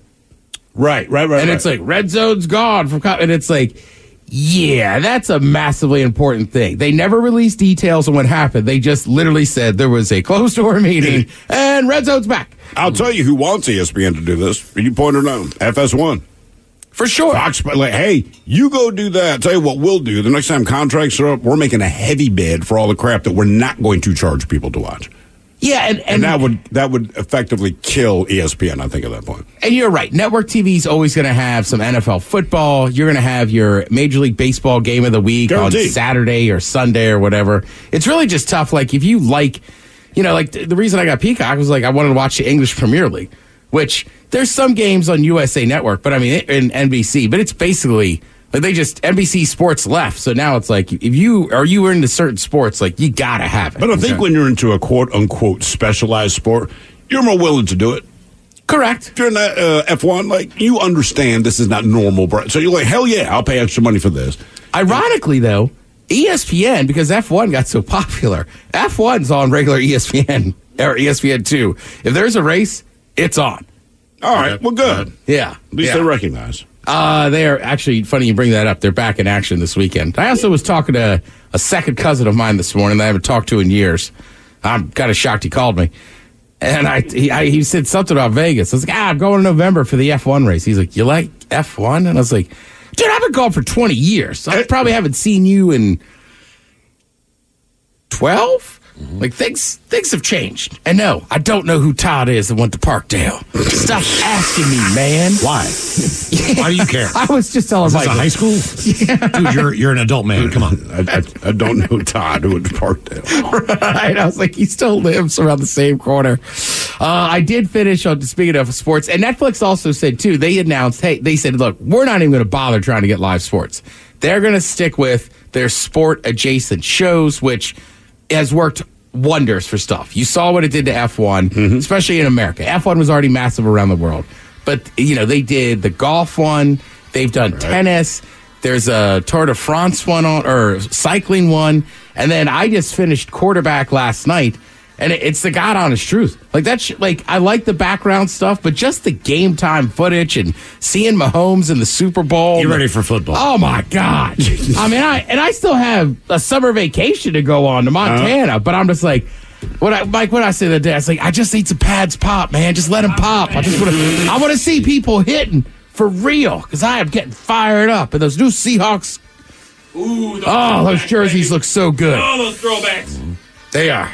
They're going to be awesome. So, yeah, if you want to get fired up for football, watch Netflix and check out Quarterback. Thank you, Tim. We appreciate it. You're listening to The Men's Room. The Men's Room returns with Miles and Thrill. Now, let's see what's happening in the real world. All right, here we go to North Carolina, where the fries at a local Burger King, well, they tasted like trash. Meanwhile, if you order the Dragon Balls in a Thai restaurant in San Fran, just know it gave one woman a rash. To Berlin, where authorities are looking for a lion that's roaming around. Miami woman steals a fire truck and drives around town. And the Carly Russell disappearance story is starting to seem a little fishy. It's time for your headlines. Now, it's time to hit the headlines. Here's Mike Hawk. All right, our top story, we go to Wichita, Kansas, where a cannabis store got broken into. The store's owner came in one day to find the front window kicked in and did expect the worst. But when he checked the security footage, he was a little thrown off, admittedly. The thief busted into the store by kicking in the window, wearing only flip-flops, by the way, and then made his way to the back of the store. The thief then reappeared on camera, having passed on all of the Delta 8 products in the store, because it's not legal yet in Kansas, and had a simple half-used can of Febreze that he was taking for his own. That's what he stole. That's what he stole. He is in a cannabis shop, and he stole Febreze. a half-used can of Febreze. God. He was quickly tracked down and arrested by officers after witnesses watched the whole thing happen. These guys watched him walk out of there and basically were able to give officers a direct trail of where he went. Like I said, there needs to be an extra charge for being an idiot. Right? Like, look, man, I robbed the bank. What'd you take? All their pens. You go, like, you know what? good, but we're going to give the charge an additional 90 days in jail because you're stupid. Right, because at this point, you're wasting my time. Right. At least rob the bank for real, goddammit. Right. Make it a grand theft of some sort. At least give this man a reason to call an insurance company. Make it interesting for me. Right. I now have to fix my window. Could you at least have taken some of my product that my insurance company has to pay for? Right. Criminy, man. In other news, over in North Carolina, a local fast food chain just lost its manager. Police were called to the location and arrived to find two women arguing with management about the quality of their food. The two women were arrested in the incident, but 2 days later, police received an interesting report about the same location. Turned out that the manager was pulling fries out of the trash and throwing them in their fryers with some fresh ones mixed in as well. Damn, man. The manager was then arrested. I don't get your... What's the logic? I get it, but what I would say is it's time to quit. Right. Yeah. Clearly you were over it. I get it. People suck and all that, but do something else. Sure. Just do something else. Exactly. Because now you've been arrested. The difference, if you can get away with it, knock yourself out, but you got arrested. And back when I was, running the fryers, we were not above bringing them from the fry bin, throwing them back in the fryer real quick to freshen them up. Of course. And then you pull them back out. Trash. The garbage, right. Come on, Once man. it's in the trash can, that's where it stays. It's written off. Like, are you getting reports and complaints from up above you saying, like, hey, you're throwing away too much food. Make sure that you're stocking, whatever the reason is. But, I don't know. Man, that's not what you do. To me, it just sounds like a dude who's starting to hate it. Yeah. But again, I get it. Absolutely. But you can't do that. Right. You need a new line of work.